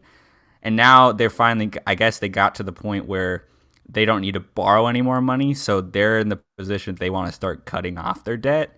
So that could be a motivator of a lot of these cancellations, is now that they have kind of turned the corner from their debt to like expanding to a library that's all their own necessarily, of like, okay, we have a ton of Netflix originals now. We kind of sustain ourselves, that we can kind of start like shredding the fat, which is interesting. But that also, fat is those originals, right? Right. And so it's ironic at the same time. It's like, okay, you're cutting into yourself now now that there's no more licensing, like the Friends and Office to like sell off to or let the licensing slip away. And also, it's like I think we're going to see a lot more Netflix focusing on international audiences versus the U.S. because it's pretty much peaked here in North America, at least.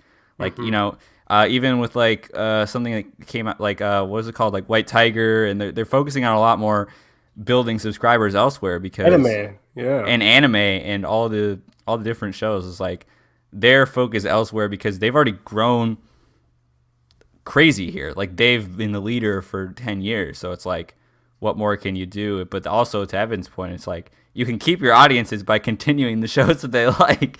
So It's a push and pull between those things, and I'm like, I don't know where it stops. So very interesting. But speaking of anime, though, they confirmed they're making a King Kong animated series, but not like about King Kong, but just like the kaiju overall. Yes, drop the deets, Nathan. Yeah. Well, I'm unprepared. I was just honestly, I'm just like happy that there's any form of news of the expansion of the MonsterVerse, and I like at this point I'm at a form of like I know financial returns are not the best for this series, so if I could get a continuation even in animation form, I'm all for it because I love animation. Who doesn't love animation? Star Wars fans apparently, but and it's smart for kaiju and animation, man. That's a smart move. Like, there's so much you can do. That said, I still have to watch the Godzilla anime films. But, I really hope they're not like CG focused anime because a lot of the anime that Netflix tends to do is very CG. Yeah, and I'm like, I don't think it will be because it is still Legendary. Legendary is making it, and they're just selling it to true Netflix. Which is a lot of the new anime these days. Like whenever they get to a creature, a robot that's big in scale, it's way easier to do those things in CG rather than hand-drawn animation. I always take notice when, like, even if like it's a 2D project, like whenever it is something like that, then they'll like it'll be like a 3-dimensional like animation, but it just has like the 2D moving around. Yeah, the view of it. But the series is said the synopsis: a shipwrecked crew, an island of monsters, and one king to rule them all. Skull Island is a new anime series set in Legendary's MonsterVerse from Powerhouse Animation. So that's really cool. So yeah, I wonder if it will be. I feel so present bad or past. Like I don't know. Good question. We could see like the characters from, like Brie Larson's character, Tom Hiddleston's character. Or I even think about the war from the Godzilla versus Kong teaser of like this all-out war between the kaiju. Imagine that it would be in the precipice on Skull Island of like whatever's happening there being the center of the battle, and like stuff is going down. Well, I think those battles are pre-normal humanity. Yeah. But I feel bad because like it sucks because like we did that whole breakdown of the Godzilla vs Kong trailer, but now I've done way more research to realize, oh my god, there's so much more there.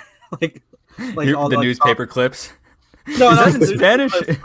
No, like we were like, are those upside down mountains? That was literally like Kong within like the hollow earth that they established in like the different films of just like where the monsters are thriving underneath and stuff. Which I think that's actually where they're like saying is like Kong's home is going to be. Like I think Kong will be the king ruler within like the hollow earth monster set where Godzilla can be king of the monsters on the above ground protecting humanity in that sense.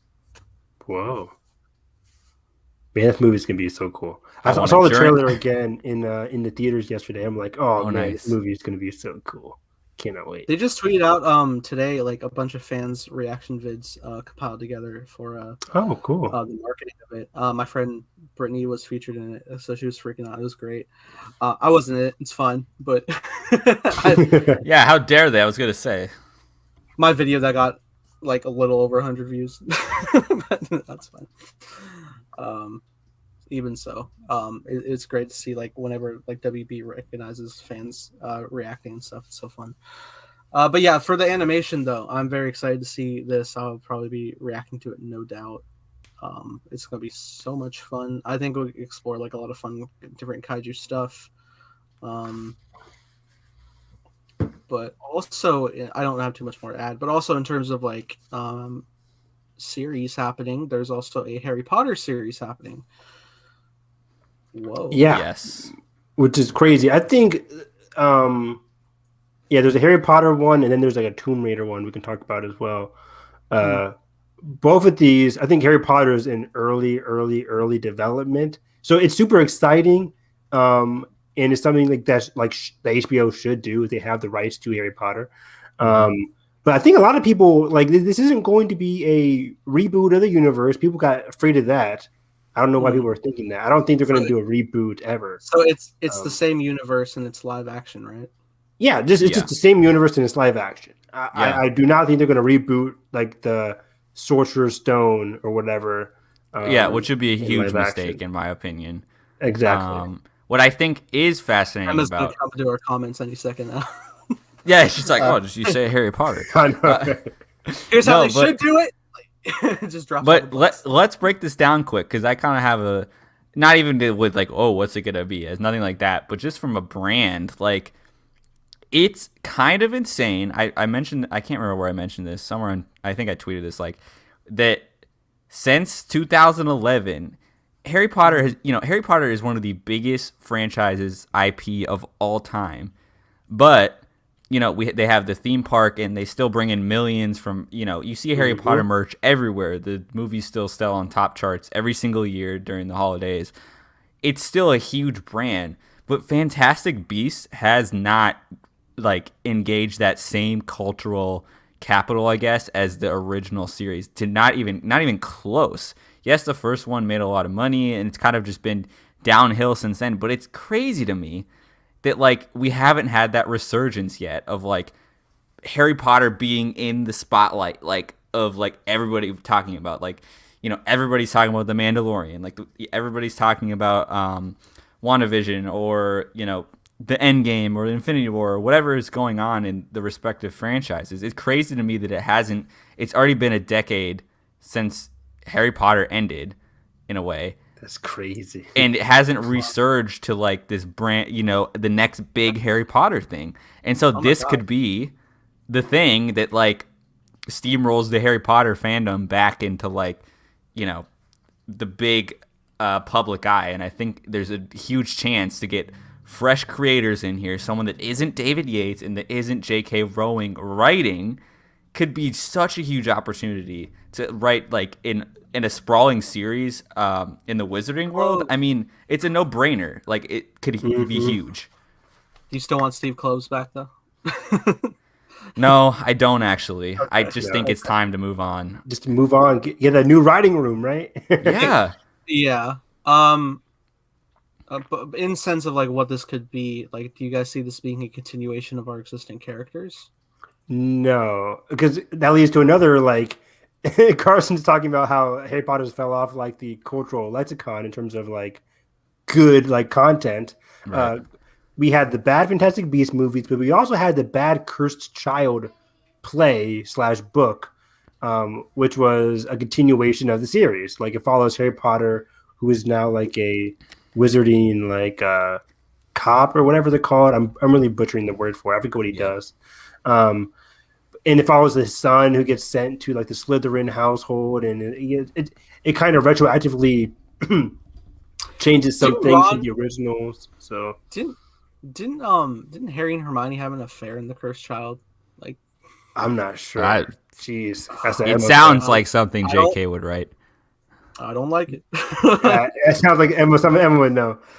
It sounds like something where like she like wrote her thing, but then she heard all the fans and was like, "Oh no, wait!" Right, very reactive. Yeah, and I think eventually there's gonna come a time where the original cast is gonna come back, and it will be the Force Awakens era / sequel trilogy or whatever it's gonna series with that main cast and passing the torch. Like, and I will be the first person on that doorstep. but it just has to be at a point where I think it makes sense and a point that it's not just like rushed into existence. Yeah, people want that, but they don't want the cursed child, which is basically that, where they're passing the torch to their children, but it's a terrible story. So so they need to write over that completely. Exactly, but people wouldn't care. Yeah, you're right. And as soon as I see that trailer, that's gonna say 19 years later again. I'm gonna flip my lid. I'll lose it. I'll lose it, man. Lose their minds. Yeah, but I do think that the story is not going to be set in the future. I think it's all going to be in the past. There's a great story that my friends and I were talking about at work.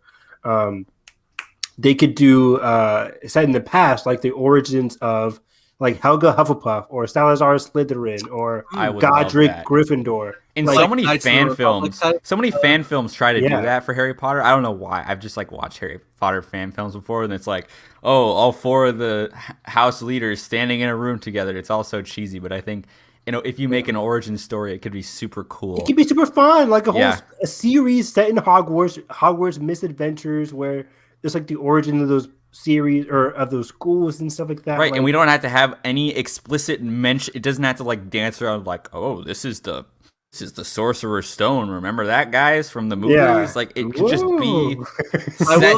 I will take the basilisk though. I will take that. That would be cool. That would be awesome.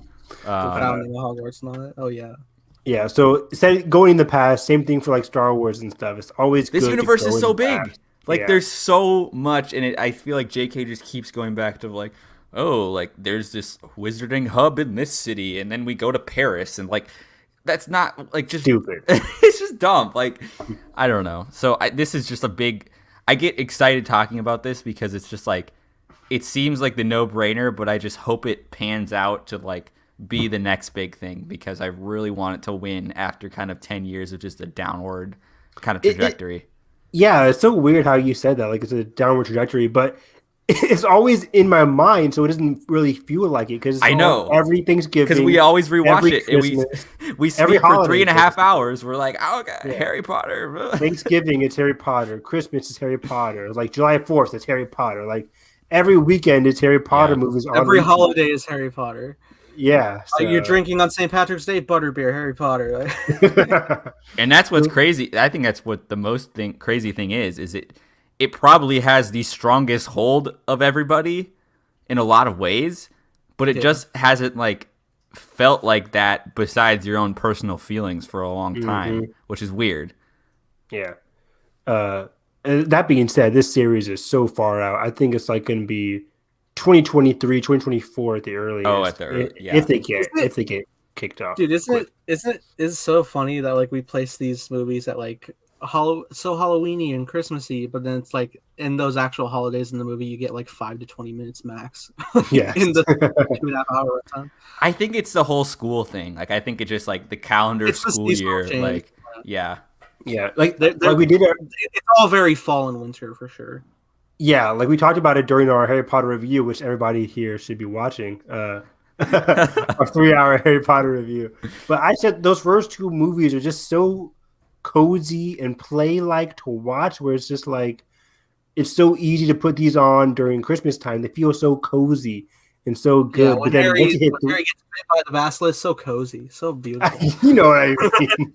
Yeah, you're right. That's a good point, Evan, because I wonder what eventual tone they got. I think it's going to be probably somewhere in the middle between what Columbus did and what Yates did, somewhere in the middle of that, and not going to be like truly adult or truly, kind of more aged down.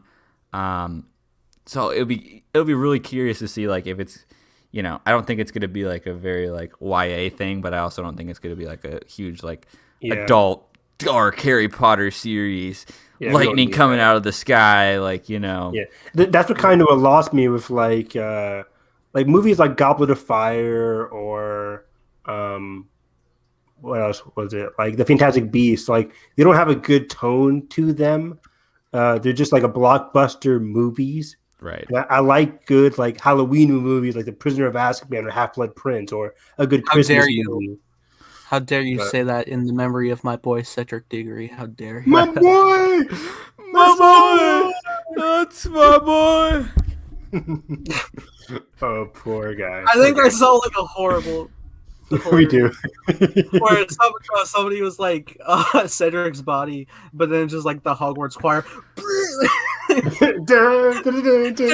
But honestly, that's the best scene in Goblet of Fire, hands down. Yeah, it's so is, eerie, yes. and Harry's like literally bawling, like, "Oh my god!" Oh, you It's can't great get him scene. off him, man. Yeah, great scene. So But in I'm other not TV news, I'm not they're gonna doing talk a. Oh, I'm not sorry. gonna. No, yeah. I was just like, I'm not gonna review Goblet of Fire right now. Oh. It's so easy to slip into it. I know you got to get me off this topic. Talk about Tomb Raider, somebody. Yeah, they're going to do Tomb Raider, which I haven't played the freaking games. It's funny. I think I downloaded one for free on like PlayStation Plus. I need to get. Yeah, I downloaded the second one on PlayStation Plus. I've had the first one for years. My friend gave it to me. So I have the first one as a disc. I downloaded the second one. And the third one is coming out on PlayStation Plus. It's called The Shadow of the Tomb Raider, which is like the third one in the trilogy. It's coming out on PlayStation Plus like this Tuesday. So everybody can buy it for free on PlayStation Plus. And this anime series on Netflix is going to be set after the trilogy of games. So after The Shadow of the Tomb Raider is where this series is going to be. Granted, I haven't played the game, so I have no idea where the series could go. But I'm just excited to see a young Lara Croft adventure on Netflix. Yeah, and we also have the news that Misha Green, the creator and writer of Lovecraft Country, is officially signed on to direct and write the sequel to the 2018 Tomb Raider, Alicia Vikander coming back. So that's exciting too. So it's kind of a resurgence of Tomb Raider. Seems like an IP they really haven't figured out with, just because it's been a video game thing. I thought the 2018 film was okay. Me too. I think the series could be really fun, and especially you can just kind of doesn't have to have, again. I think it suffers from that, like, oh, it has to be kind of blockbuster eyes into this thing. I think with an animated series, you can just open the doors to what it could be. But also, I'm excited for the Tomb Raider sequel, because I think finally, I don't understand. You should have been directed by a woman in the first place, because like I feel like that character in the first one is just kind of very like hollow and just not where it could be. So I'm excited that Misha Green gets to like come in and do something fresh with it, because it's desperately what this franchise needs. And I think between the animated series and this new sequel, I think Tomb Raider is going to come back in a strong way, hopefully, because I don't really think about the series. I mean, I haven't played the games too, so it's different. So I guess I'm from the boat of like, I just want a good story. I don't need it to be like a beat by beat adaptation of whatever happens in the games. Just tell a good story, and I think that's always what the key for these video game things are. And we're gonna have to see, because we have Uncharted coming out, and we're gonna have another Tomb Raider, and also some other big video game adaptations. I'm blanking on what they're gonna be. The Rubik's Cube movie or whatever. Last of Us is having one, which is gonna be big. Yes, the HBO series, of course. And then PlayStation Studios, that they're in negotiations with other studios to do other projects under the PlayStation title. Besides somebody doing like Tom Clancy's. Oh, The Division. The Division. The Division's having a movie with Jake Gyllenhaal and Jessica Chastain, who still hasn't got off the ground. The ground yet.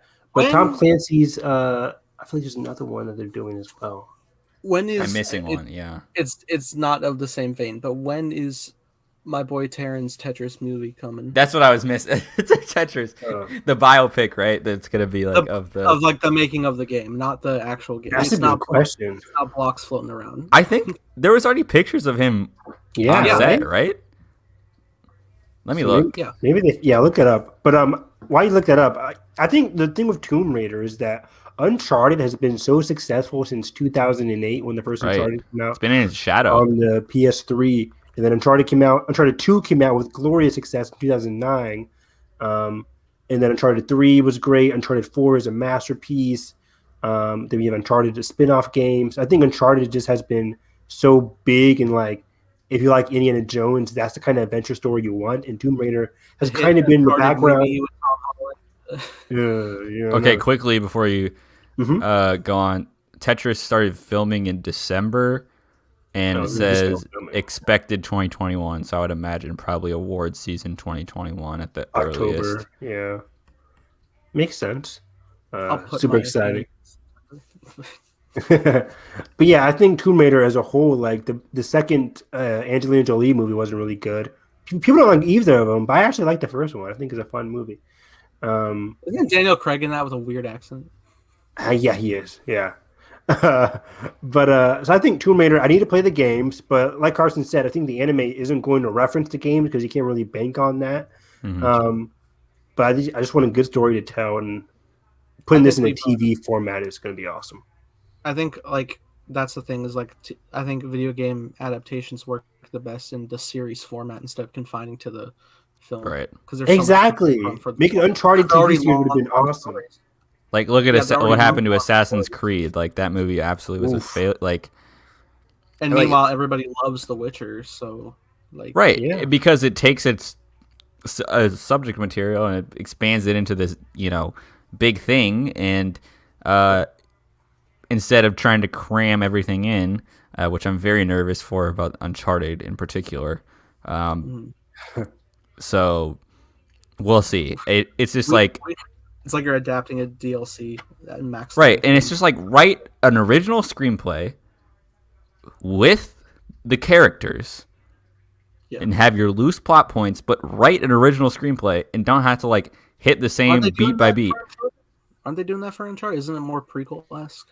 It's more prequel-esque, so it's going to be original in that sense, but also they're going to be, of course, doing a lot of nods. Yeah, I think they're going to do a lot of nods to the games. So, I have no idea what they're thinking. Yeah, but in other TV news, what was I about to say? Oh, Game of Thrones is doing an animated TV project. Yes, and that one seems like a very interesting and very smart idea from HBOMAX in terms of broadening horizon with a well-known IP. Because I think Game of Thrones, of course, everybody loves it. We talked about it a lot this episode. But just all the Game of Thrones stories and everything that you can do in the past by making it animated, there's a lot of like free reign. We talked about the advantages of animation, and I think Game of Thrones can really benefit from all that. 1000%, and it reminds me of when I got the season 7 Blu-ray set. For some reason, it came with this little animated thing. I still have the disc somewhere, but it's like this basically explainer kind of history of the Targaryens and whatever, and it's like kind of like this crude animation 2D on like a 3D background kind of deal. But it's super cool because all the environments, they can do whatever they want, and especially the creatures where, seeing dragons in live action is one thing, but it's also a very jarring challenge when you see Emilia Clarke on a green little hunchback, like trying to like move around. Like, so I think it's kind of the same thing I said about Tomb Raider. I'm excited for House of Dragon, right? Or whatever that's called. House of Dragon, yeah. House of Dragon. Because that's from one of the best directors from that show, period, and he's show running it. Miguel Sapochnik. Yeah, hyped for that. But also, this could be a huge deal moving forward. You could have both these things running at the same time, and it could be like not even like interconnecting with each other, but I mean, like you have the House of Dragon 8 episodes air, and then you take like a month break, and then you could have the animated series start rolling out, and you could just have those go back and forth, and I think that'd be a cool way to keep going. Very smart, yeah. Like you said, like the animated stuff that they've shown through the DVDs where they're doing explainers, like one of my favorite ones is when, I forget who's speaking over it. It might be the guy who plays Littlefinger or whatever, but he's discussing the fall of Valyria, which led to like the Targaryens having to move to Westeros in the first place and everything, and they've talked a little bit about House of the Dragon, what House of the Dragon is going to be covering, at least in terms of like the civil wars between the Targaryens and everything. I just remembered Olivia Cook is in it. I just got so excited. Yeah, super excited, right? Oh man. So I think making it animated and going in the past, there's tons of different stories to tell in the past of Game of Thrones. So I think making it animated like Carson said, you can have live action, then animated, then other projects. HBO Max is going to be full of content. So everybody buy HBO Max. It's a great service. Maybe I'll let it build up. No, I already have it. And we have, we're at all just like knocking off the TV IPs. We have Lord of the Rings coming out, the crazy ambitious project from Amazon side of things, which is going to be insane because they've already committed to 4 seasons or whatever. Oh my god! And like $1 billion towards it, and New Zealand. Yes, and like they've been filming for a while now, I think. And I just there was a synopsis. This was a couple weeks ago. This isn't even news. There was a synopsis that came out, and it was just talking about how it was, set like 1,000 years before the events of anything that we've seen in Middle Earth. And I'm just like, that is so intriguing. Cool. Like Star Wars, please just do something like this. I mean, we are going to get that kind of with Acolyte, thank goodness. But animated. I know. Visions. We get Visions. So we got a lot of stuff to look forward to in TV, animation, and movies. There's just too much to talk about. Like we're never going to run out of stuff to talk about in this show because the content machine is being fueled to the maximum right now. Yeah, completely. I think one of the last things we can talk, or we can say something, Nathan? No. Oh. One of the other things we can talk about is the Cloverfield sequel. Oh, yeah. Cloverfield is getting a sequel from Joe Barton, I think is the guy's name. He is a friend of Matt Reeves, which is funny because Matt Reeves did the first Cloverfield. Did he? I think so. He wrote it, right? You wrote it or directed? Which one? Oh, wow. I honestly think both. I think so, both. I think 2. You're telling me Matt Reeves directed Cloverfield, and I shamefully have not seen it yet. Yeah, he directed Cloverfield. He directed and he... Did you write it? Who wrote it, Cloverfield? I know JJ was involved somewhat. He directed it. He didn't write it. JJ was producer. JJ was producer. Drew Goddard wrote it, of course. Yeah, exactly. Okay. So yeah, Matt Reeves directed Cloverfield. Joe Barton is doing the Batman spin-off series based on Matt Reeves' Batman universe. You know what I mean? You know, that was already announced. The Gotham PD show, right? Gotham PD show, exactly. Joe Barton is doing that. So he already has that Matt Reeves connection, which probably led to them talking about doing a Cloverfield sequel, which is going to be a hopefully better Cloverfield sequel than Cloverfield Paradox, which was awful. Yeah. And we got to mention that it specifically says direct sequel or like direct sequel to the original film, which is a new thing for Cloverfield because all of our Cloverfield entries have kind of been like, oh, we'll get the connections and like the loose kind of canon stuff along the way, but also we're going to be in these new scenarios every time, kind of like stuff happening in the universe. Mm-hmm. Yeah, like the Cloverfield, 10 Cloverfield Lane was set during and a little bit after the event, and then Cloverfield Paradox was also set before, during, and after. It was weird.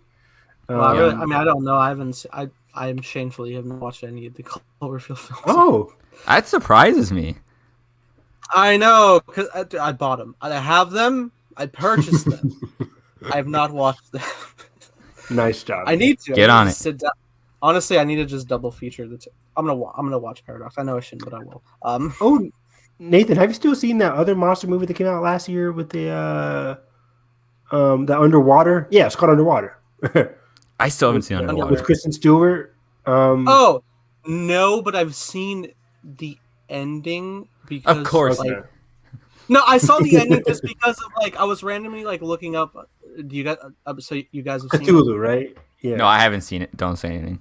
Oh, whoops. But I was literally just like, let me just preface this. No, anyway, I was doing. Carson, did you even hear Evan? No, I didn't hear him.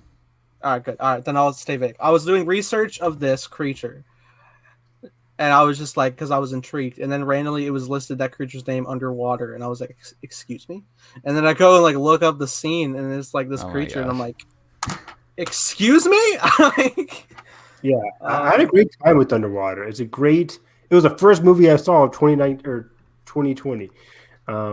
It's just Alien super Underwater? fun.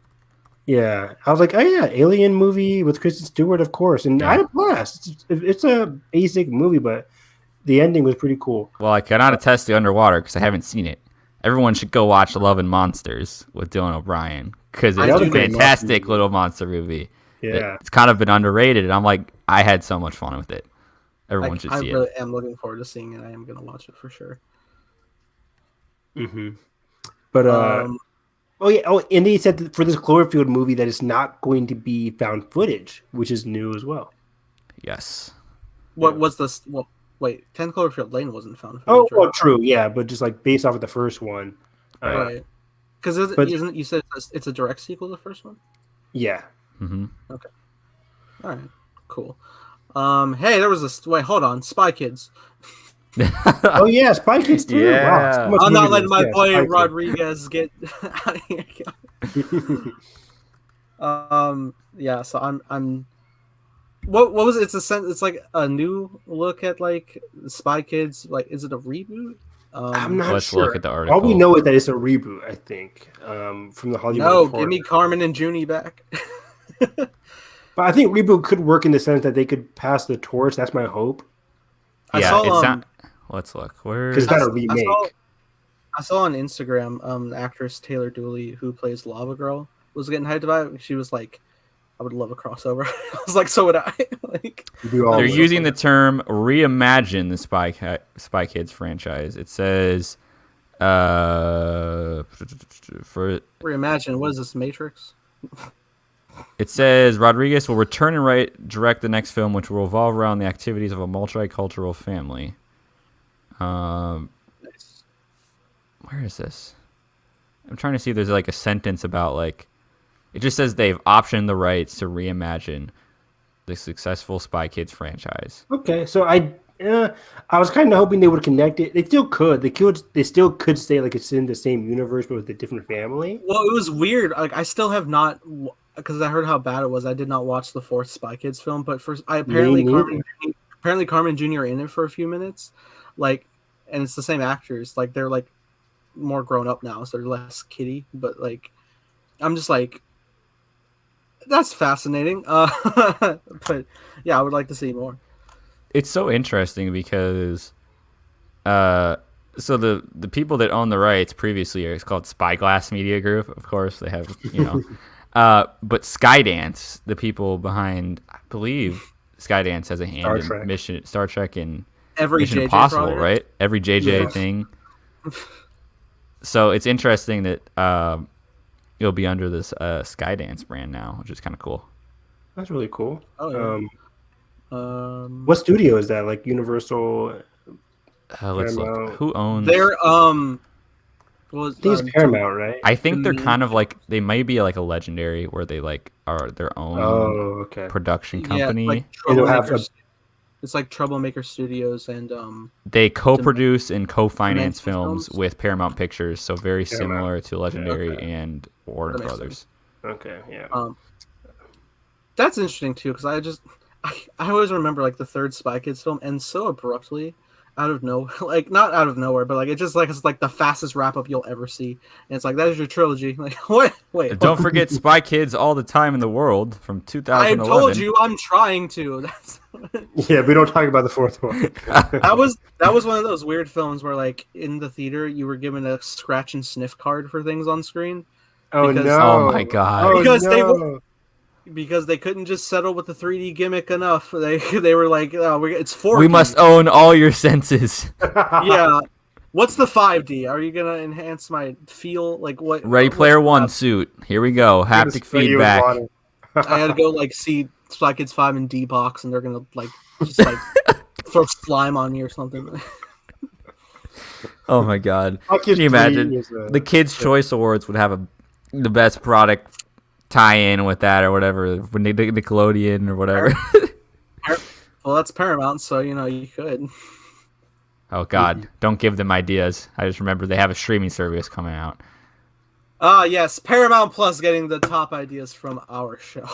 Can I just say their marketing has been so bad? Like I watched this trailer for Paramount Plus and it's like it's the girl from Jersey Shore a professional golfer, Dora, and somebody else hiking the Paramount Mountain because with Jeff Probst, right, from Survivor. Right? Yeah.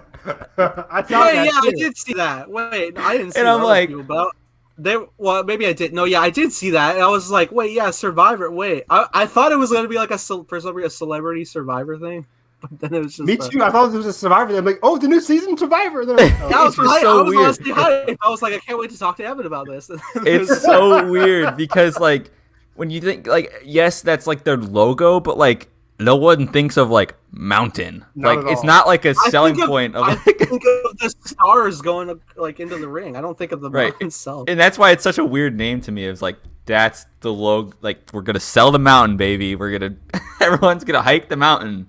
Like okay, Where did you see the commercial at? Because I only saw it like on Twitter. I think a YouTube ad. I saw it first on a YouTube ad, and then I saw that Paramount had created the official Paramount Plus Twitter account, and it was like their pinned tweet on there. I should look that up because I've only gotten emails because I'm still on CBS All Access because I used it for Survivor. Right. And I can't even watch CBS All Access for the next. I've been paying like $30, like for the last 3 months basically because it's $10.99. And I can't watch anything on it because my PS5 does not have CBS All Access. So I'm hoping. Wow. I was about to say your streaming service is $30 a month. No, it's That'd be $30. horrible. I just haven't been using it for the past 3 months because when I got my PS5, I haven't been able to use it. I could use my PS4 at the computer, but I don't like that. Anyways, I'm hoping Paramount Plus can automatically go on to PS5 and new consoles. Otherwise, I'll just drop it because it's useless. I mean, my dad watches it for Hawaii Five-0, but that's him. It's gonna have to be on PlayStation 5 if they're Right? already going the biggest uphill battle imaginable late in the game. This is Like, worse than Peacock. they gotta be on everything if they even want a fighting chance. Mm-hmm. Exactly. Yeah. I think their biggest thing, like that was original, was like the Star Trek show, which I Right. heard is You know what's- okay. They're also You know what's doing a so new funny? original series with because people forget they own all like the reality shows of like your 90 Day Fiance or like so they're doing like original like those kind of shows, which I guess Oh, I didn't know that. so. You know what's Who funny knows? in regards to Peacock is like because like their big driving force is The Office. Not they have it, and they like they were also promoting like the exclusive stuff. You know, you don't like get anywhere else. And then I see on YouTube official uploads of this exclusive like deleted scenes or like audition tapes and stuff that like they would have Oh been my there God. exclusive, but they're uploading it on YouTube, and I'm like, what was the reason? You know what's funny about that is this is like a little funny thing back a few weeks ago. Someone tweeted like that like Peacock's like paid and free tier is like so skewed that it's entirely every description is based off The Office. They're like, okay, if you Yeah, pay Huh? if you give us like $5, you can watch like most of The Office without ads, but some of it will have ads. And then like it's like weird, like it's all based off The Office though, on like if you have ads or not. That wasn't real, was it? No, like genuinely, if you go to Peacock right now, like You're and look lying. Because at I the swear to tiers. God, You're lying. one of them was like, get all the Christmas episodes with this tier, and I was like, No, hold that on, one you was can't- fake. That one was fake. Okay, because I was like, you can't do that. Oh, That can't be true, Peacock right? blocks ad blocker for anyone that wants to know. I can't even get Well, on then there. I'll I block literally the put blocker. in Peacock, and the first thing that shows up is The Office. Watch seasons 1 and 2 for free if you upgrade and join Peacock. Like, what the hell? I- Yeah, this is weird. At this rate, just buy the Blu-ray set. Like, oh, you gotta Right. switch the disc. Big And deal. then people were quoting and like, if only there was something that you could like get and put into your DVD player to avoid this. I think people are legitimately just like so numb to streaming. Like, change Okay, over, here it they is. They don't want to get up and switch discs. Which is so sad. Yeah. I haven't bought in physical media in how long? But I'm just out of room, frankly. So when I move, I'll probably get back to the swing. So yeah, you can watch season 1 and 2 of The Office for free, but if you want to watch the rest, you have to upgrade. Wait, Nathan. Oh yeah, you have Share the screen. Yeah. Okay. It's so weird. So season 1 and 2 is on the free tier, and then best. you can get ads in every episode of The Office for the $5. What's And the then 24/7 channel? and then everything in premium without the ads for the $10 one, and then the little bullet point: due to the streaming rights, small amount of programming will still have ads. So what's the point? So if you don't have an ad free tier, why are you even having a plus? That's awful. So isn't that horrible? Premiums is garbage. Just might as well just pay $5. Literally. That is funny. Yikes. Wow. Yay, what is streaming. The Zen 24/7 channel? I was just gonna ask. I don't know. That's probably like those 24/7 YouTube live stream, like just like mellow beat streams that you could turn into. Where it's just like Michael just like in his office, like a loop. No, that's funny though. Somebody made like a lo-fi like office mix for an hour, and I legitimately vibed to it. I was like, oh my god, they did it. Like, this is kind of good. That's funny. Right? But yeah, I'm not getting Peacock. Yeah, neither. I'm sorry. I'm pretty like I don't know. Isn't Alden show on Peacock? I'm sorry, but Brave New World. What is it? News or All of the World or Brave New World? Brave New World. That's what it's called. News of the World is the Tom Hanks Western that's playing in theaters right now. Yeah, that's right. I might see that. I don't know, but every old person goes to see that. Oh, did I tell you guys the story of Snoop Dogg coming to my theater? No. Yeah. Okay. Wait. He came in like the middle of the night, right, or something, and came to see News of the World, right? Yeah, okay, so this is funny. In the height of Wonder Woman releasing, yeah, he came to see News of the World. That's interesting enough, first and foremost. Even though I forget how old Snoop Dogg is. But, yeah, no, like, apparently I was hearing, like, the story was, my coworker, he was in box office, and, like, he got a phone call that, like, hey, we have, somebody who would like to, and it was like, yeah, it's Snoop Dogg and stuff. And, he thought he was getting punked, right? But he was like, I mean, I'll transfer you to management, whatever. So then like they start sending it up, and it's like, yeah, I'll be there in like half hour. All right, cool. And then basically like 2 hours goes by, like they're late. But then like they're just trying to like do like their like nightly cleans for the theater, and then this black SUV walks up or like pulls up to the front, and dude from box office is like sweeping, and he like looks over like, no way. And Snoop's not dressed like super cat. He's in just like this gray hoodie, and he's wearing his hood up and everything. He's very discreet. Yeah. But like, he comes in, and then, he's around. He's very chill. Apparently, they ordered almost the entirety of concessions. He got there. Yeah. So it's always funny just because I'll think like every time I'm ushering like Auditorium 13, I'm like, damn, Snoop was in there. Like, Snoop was in there. With all of his foods and stuff. They got like a photo together, like everybody looking. That's awesome. Yeah, what was funnier is like the next day he had a wrestling event where he body slammed someone on TV. I kid you not. That's why he was in town. Like, yeah, that's funny because Snoop Dogg came to my school to do they hired him to do like our late night at the Fog event, which is basically like the kickoff for the basketball season because our basketball team is very big here. And it was like controversy the next day because they're like, because he didn't like, I guess he was supposed to censor himself. I'm like, do you know who you're hiring? Like, and so he just sung his songs, and like, then there was like all these people on Facebook like, oh, the University of Kansas has no spine, blah blah blah, and we're like, you know what you're getting because he brought out like stripper poles and stuff, and it was like it was all college kids at the event. Like, I mean, there were some families, but like it was a college event, and like, come on, like it's Snoop Dogg. I don't know why I thought you guys were like high school freshmen or something. Yeah, of course. High school. I don't know. Which would be funnier? Wait, so Carson, were you there? Yes, I was there, and it was amazing. At least you were there. My one day off I had, Snoop Dogg showed up. But I think he was a little late to the show too, and he like was like request. Oh no, this is what happened. He wasn't late, but my friend who worked at one of the local restaurants catered to him.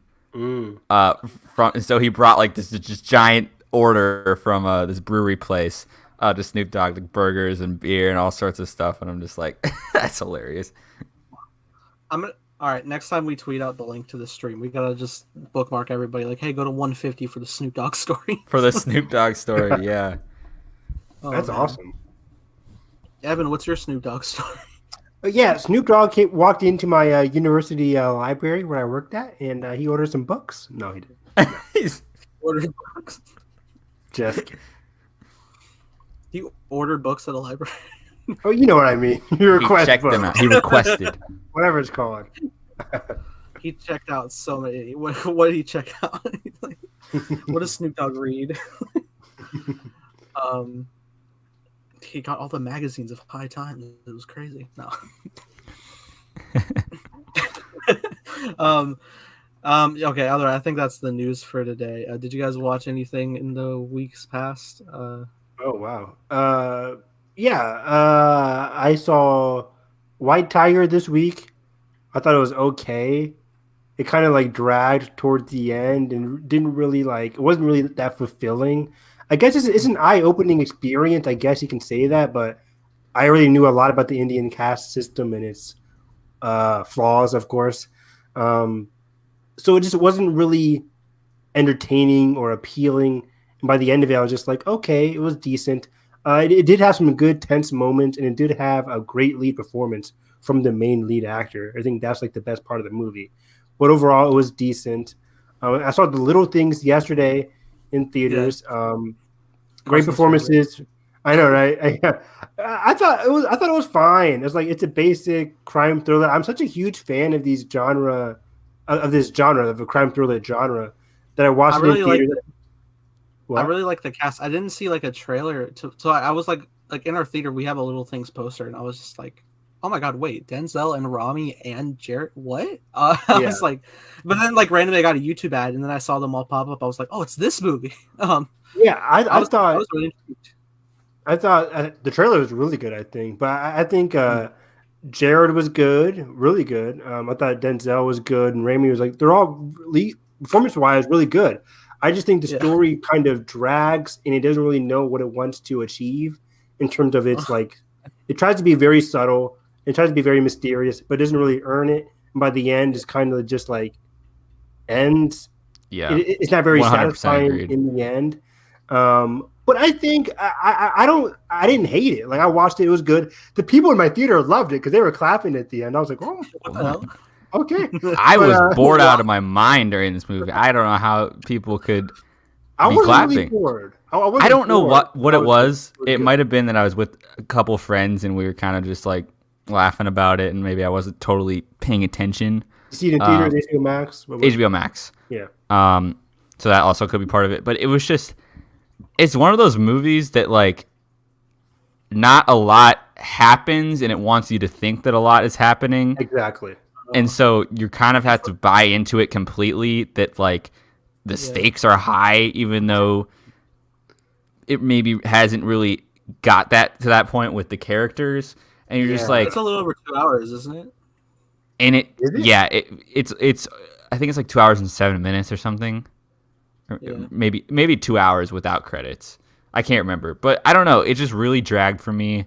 I think it was just a weird. I don't know. It was just like a weird experience, and it was weird because it was like someone kind of trying to do a movie like Seven, but it just wasn't working for me at all because it was like. Then I remember it's like the director of The Blind Side, who's made like kind of like more like family like kind of drama movies, and I was like, this feels like out of his element a little bit.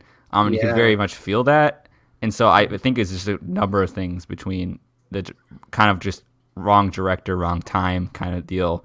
I like the ending kind of implications, but it was just like felt weird. I'm just right? Like I feel like the ending had a good idea. It reminded. I don't want to give away the ending. What? Dude, I really need to see this just to feel what you're feeling. Like I need to understand. I would recommend if you like crime movies. I would recommend it. I mean, like it is. Yeah, I would still boring, watch it. It's just it is kind of boring, but also like it's a fine movie. I give it like I can understand when people give it 2 out of 5. Like I can understand giving this a rotten review. I give it a 3 out of 5. It was okay. It's fine. I would never watch it again, but it's a fun movie.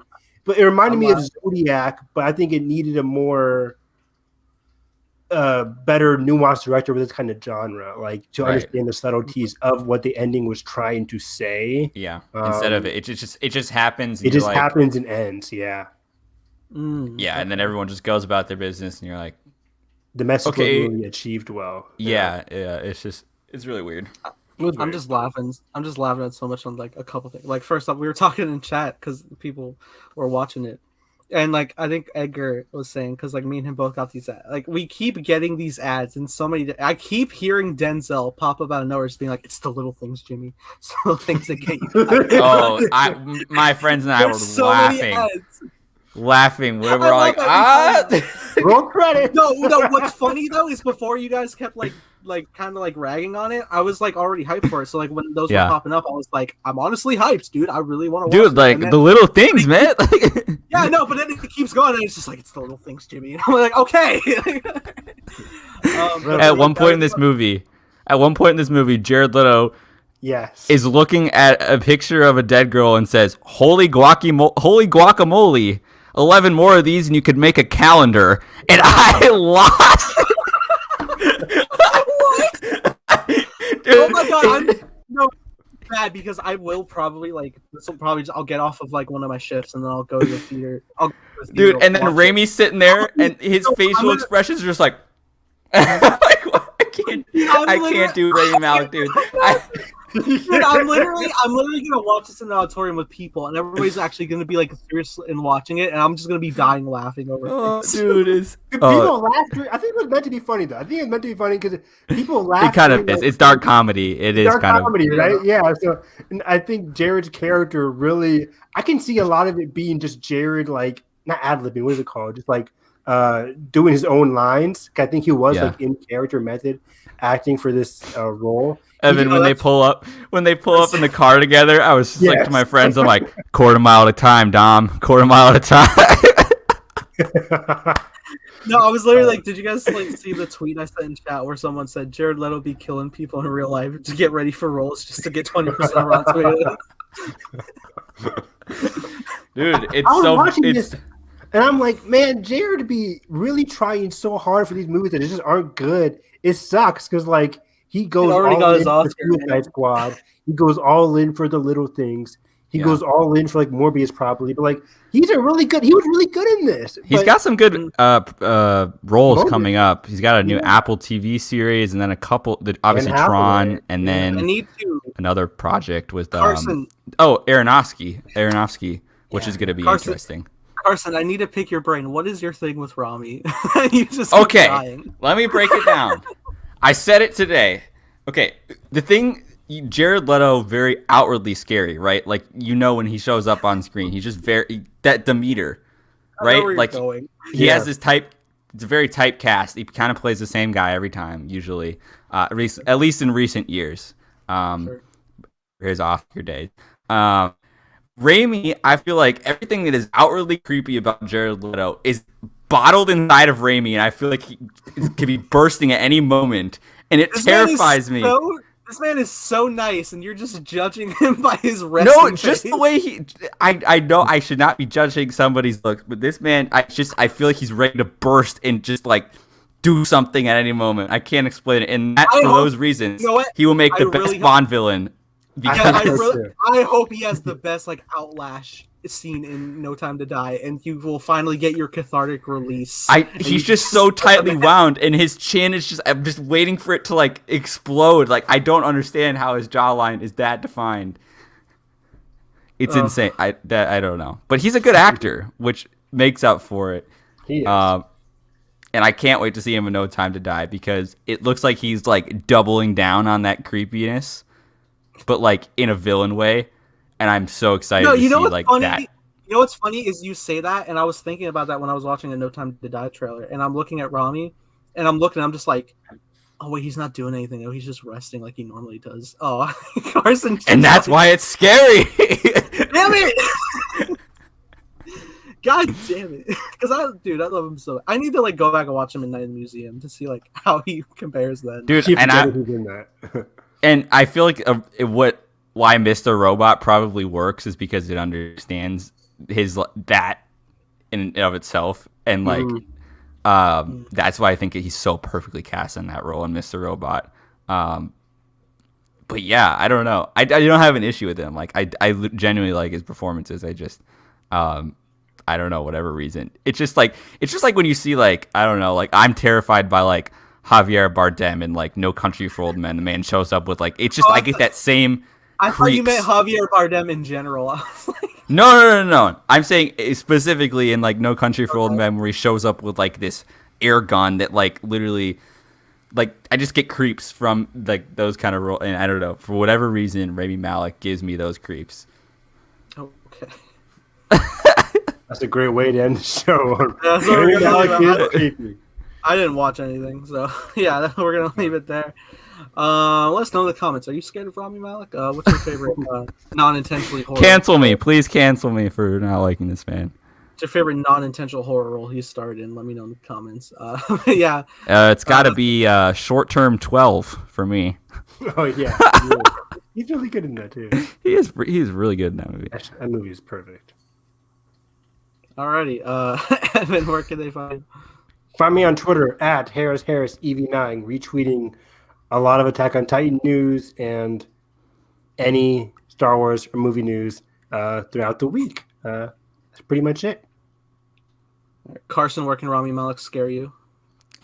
He can scare me in his Oscar-winning Bohemian Rhapsody, which I have yet to see, so it remains a horror movie on my list. You still haven't seen that? You have seen it, right? Yeah. Bohemian Rhapsody? No, What? I've never seen How that could movie. it?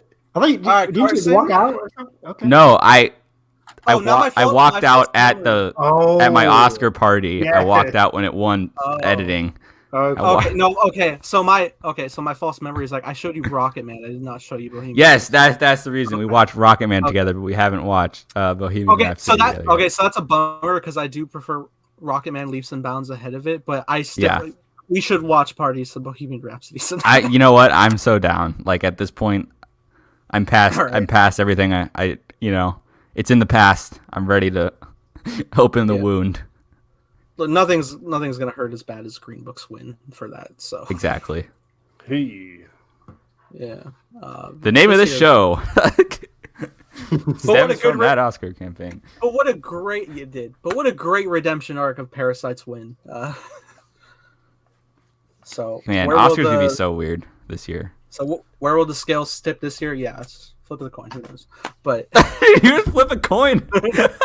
Okay, Two-Face. I didn't. Yeah, I didn't catch it. You're gonna live or you're gonna die today.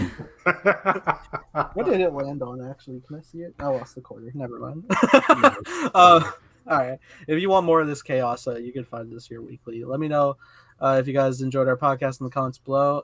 Subscribe if not already. That being said, hope you have a great day, and may the force be with you always.